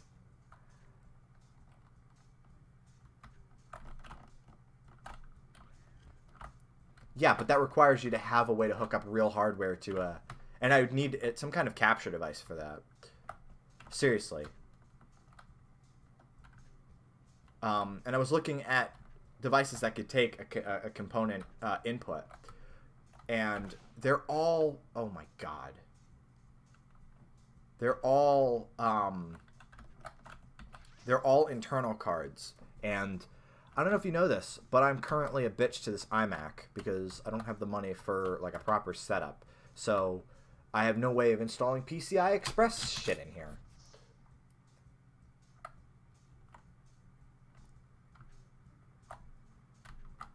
And is it any good? What does it hook up with? Oh, come on. I don't have the long jump shit.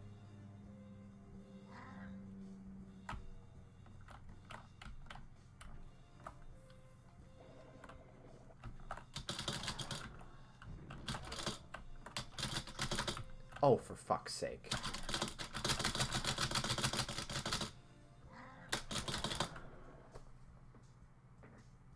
Is it USB 2 or USB 3?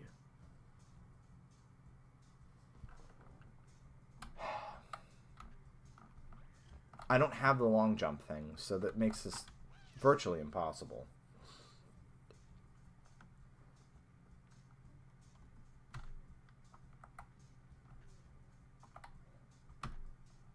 Does it have a blue plug or a silver plug inside?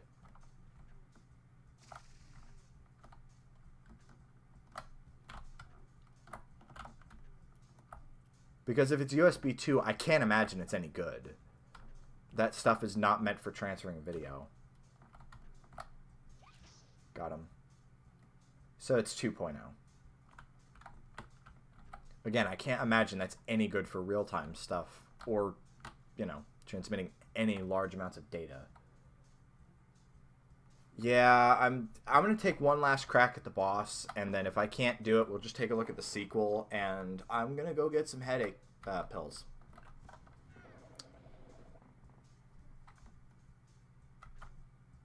I'm not going to get an Elgato. I'm not going to get anything that supports composite because I have component cables. Ow.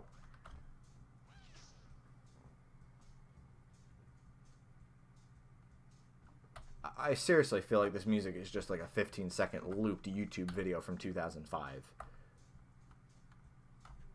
The amount of pre-echo on all of the instruments is absolutely insane.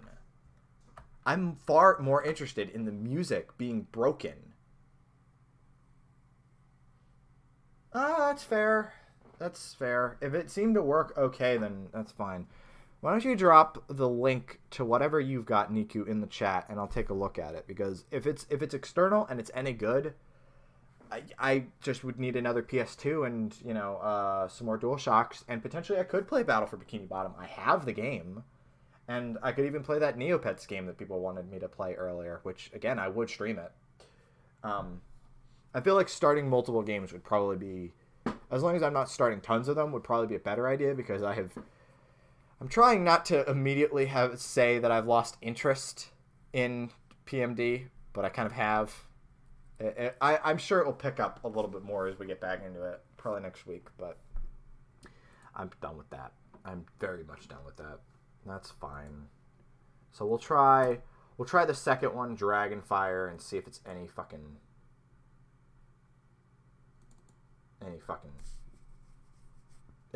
better.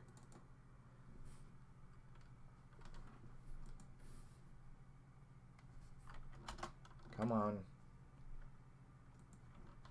Make this small, please. Okay, this one doesn't seem to support being made small.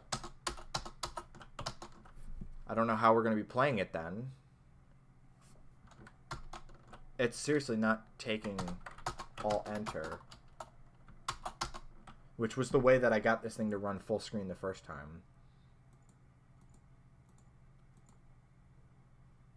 Are there settings anywhere?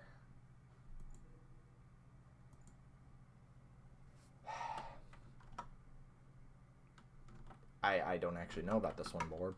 I'm gonna be honest. I don't know. It's not doing the Alt-Enter thing. And I see that it actually fucking broke my window layout again. That's nice. Wait, you could see that? You guys could see that? What could you see of that? Let me watch back in the preview and see what was even visible. Amazing. You could see that. You know what? Let's do it. Let's do it like that. Let's just play like that. I'm not going to be able to see Chad any. So, frankly, you guys could be talking shit about me, and I wouldn't notice nor care. But, oh, there we go. Just for the hell of it. Let's do it. Let's do it. Let's just play the full thing. That opened over there. All right. 1080 30. Well, I mean, I would only be playing in 480p, so that's perfectly fine because I don't really care about the HD stuff. Capture, live streaming. Does it work with OBS? I mean, that looks like OBS right there.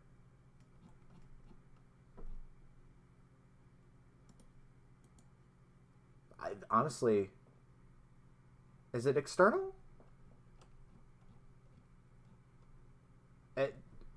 I don't know. What the fuck am I doing?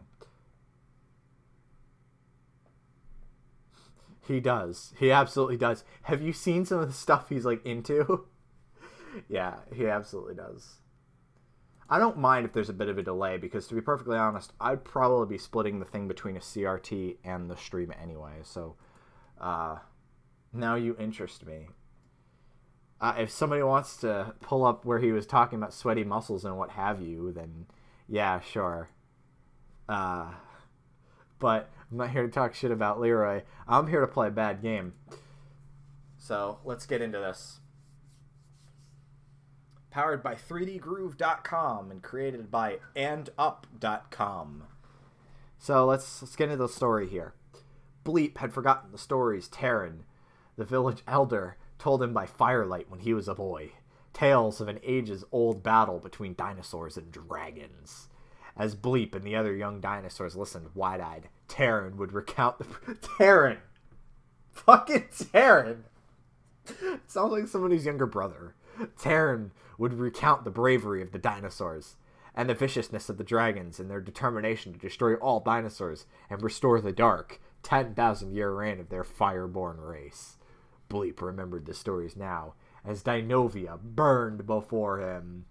They had come on a moonless night, just as Terran had described. Hordes of them, blacking out the faintest starlight, plunging all the world into shadow. The beating of their wings sounded a deafening war march. But by the time Bleep awoke, it was too late. Chaos and flame rampaged through the village. The last wails of dinosaurs joined the victorious shrieks of the dragons in a horrible chorus. Suddenly, Bleep heard a roaring battle cry and felt his heart surge. It was Terran. Bleep raced to follow the voice through smoke and fire. When he arrived, his heart sank. Terran had fought mightily. The dragons lay dead and dying all around, but Terran had fallen as well. Bleep rushed to his side. "Mighty Terran," said Bleep. "These dragons were no match for you." Wait a moment. They didn't add the... They forgot a quote. They forgot a quote mark. Nice. "These dragons were no match for you, but you're injured. We must find the shaman immediately." Terran turned to face Bleep. "Bleep, my finest pupil. No shaman's potion can restore me now. I am at the end of my journey." "No!" cried Bleep. "I will find the shaman, and by morning's light you will be restored. You must not give up." "Do not despair, young warrior," whispered Terran. "All that I have done will live on in you. It is time now for you to fulfill your destiny. The amulet power you have received, it is but one piece of the puzzle. The Dragon Lord, Skarg, has found the other pieces, and now you must recover them from him, lest he infuse his legions with their terrible power. You, Bleep, are the last hope of the dinosaurs." Fighting back tears, Bleep exclaimed, "Terran, I will not stop until the sun never again shines on a dragon." Terran smiled. "You are a brave warrior, Bleep, my son." He closed his eyes. "Terran! Terran! No!" screamed Bleep. And so it was that the wise and mighty warrior Terran met his end. Bleep could not despair for long. A great journey lay ahead of him. He knew from the ancient tales what must be done. Hundreds of years ago, the dinosaurs had finally forced the dragons to flee their lands. The dragons fled to an island on a black sea, where the Dragon Lord Skarg built a towering fortress. For centuries, the dragons lived there, forgotten by the dinosaurs, plotting always to reclaim their dark kingdom, using magic to enslave terrible creatures from the dark corners of the earth. By dark of night, Skarg sent assassins and thieves from among his ranks to seek out and steal the remaining shards of the Amulet of Power. Now only one remained, and it hung around Bleep's neck. If Skarg could claim it, his power would be unstoppable. His first attempt had failed, thanks to Terran's bravery. But Skarg would never relent until the amulet was complete, and all dinosaurs were destroyed. Bleep could run, but he would be caught. He could hide, but he would be found. Instead, Bleep decided he would travel to the island of the dragons and deliver the amulet to Skarg himself, and then he would deliver the mighty Dragon Lord to the company of his ancestors. Well, shit, I guess we gotta play it now. The thing's any different than before? Use the mouse to control. You can also play with the joystick or joypad. Yeah, I'm gonna break out my classic controller for this. Point the mouse in the direction you want to run. The further away the cursor is from the character, the faster you'll run and jump. Hit the left mouse key, okay, to attack. If you hold down left mouse and then release, you'll perform a special move. Hit the right mouse key to jump. If you hit the right mouse key while you're in the air and hold it down, you'll float. Hold the right mouse key to jump further. Hit P to pause the game. Hit escape while playing to quit the game. Or to choose and configure controls. And you collect these amulet shards and magic spells. Okay. Can we play now? I don't care. Can we play now?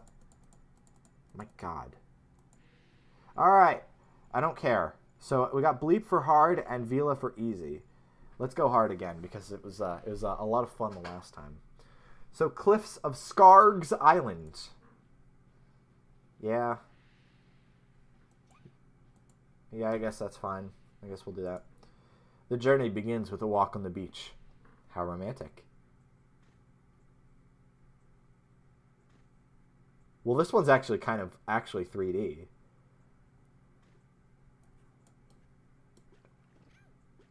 What the fuck? How? Oh. Okay, so you're actually supposed to swim. Let me up. How the fuck are you supposed to get up? Let me up. Let me up. I can't actually get out of the water.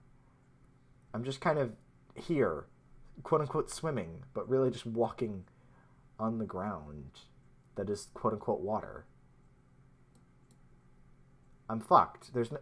Where do I go? I was supposed to... I'm fucked. There's actually no way to get up. Crabs! There's crabs! There we go. We're up on land now, boys. I should remind you that, again, I can't see the chat, so... Coin! There's coins, and I only got a single one. This is a common problem. I should remind you that I can't see chat, so...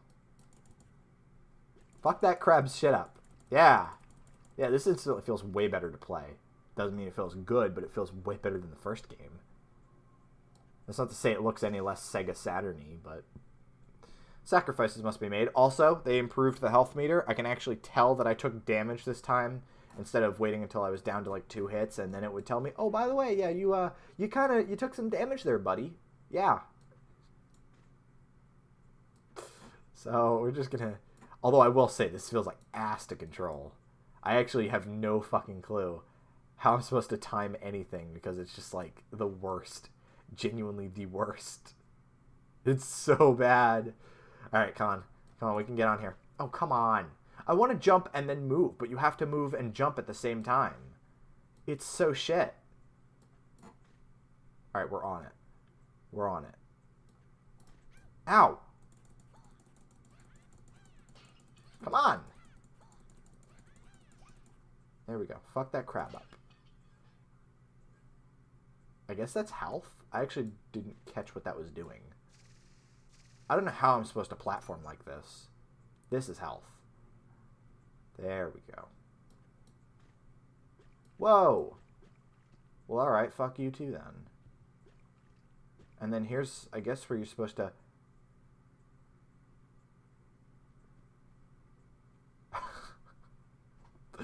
That's how bubbles work, don't you know? Ow! That bitch was hiding behind... That bitch was camping! Die.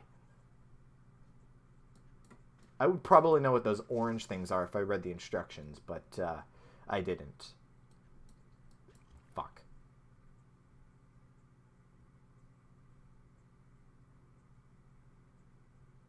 How am I supposed to get back up? Is there a way to get back up? Fuck you. Oh, here we go. Here's our bubbles. There we go. That's how bubbles work, don't you know?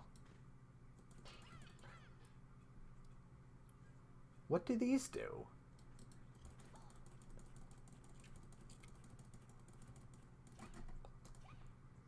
I will say that this probably would feel a whole lot better if it wasn't played with the mouse. That's what I'm going to say. But it is at least passable compared to the genuine horror of the first game.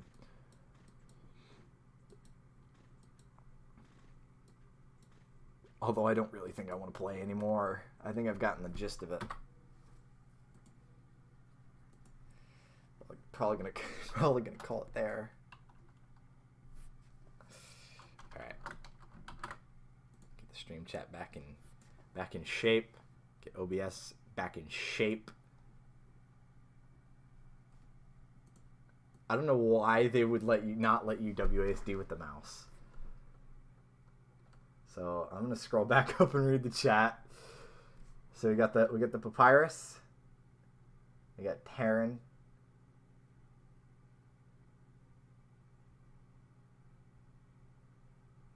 You must save the village. This is so deep. This is so fucking dramatic. Oh man. It is unironically 3D, so that's good at least. The second game would be better if it wasn't with the mouse. Alright? It just gets there. It just almost kind of sort of gets there. But then it just ruins itself because it's with the mouse. And you can't control anything with the mouse. If it was with even if it was with the arrow keys, that'd be perfectly fine. You mix the control scheme of the first game with the fact that the second game doesn't feel like utter dog shit to play, I would actually play through it, yeah. But wow. I don't think I'll be playing through that one anytime soon.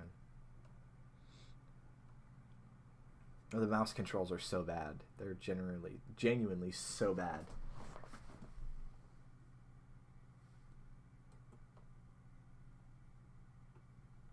And if Leroy's actually into pee, I wouldn't be surprised with how much he talks about it. But anyway, that stream had absolutely no point, and it was actually kind of fun. It was about as fun as I was anticipating, or was hoping for anyway. Just because I really didn't feel like streaming, so I was like, you know, we'll get on, and I'll just bullshit, and you guys kept me company, so I very much appreciate it. Very much appreciate you guys for coming out, and we'll actually play something next time. I promise you. But I enjoyed it. I absolutely enjoyed it. So I'm glad you guys did. Turn to video showcase to old HTML, music rant, dino game. Yeah, we got a good mix of stuff in there. And I never shut up, so, you know. Borb, I would ask you to rewatch the stream if you want to know what I thought of it. Anyway. So, we're at the 2.5 hour mark, according to OBS. So, we're just gonna leave it. It's gonna be every Saturday at 5:30. I've been really bad about it lately. I've been just not really feeling it. Last stream was pretty fun though. I'm trying to get back into it. I'm trying to motivate myself to do it again, but I was like, I still need to make a thumbnail for this one.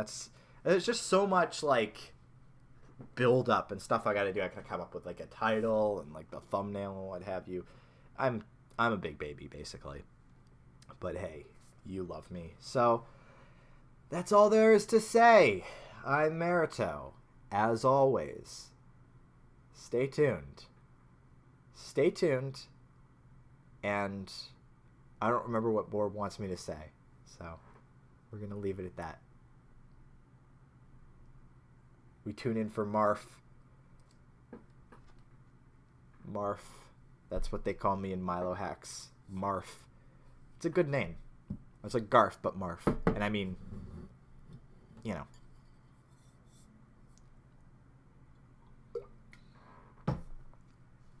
I'll give you one good OO, right?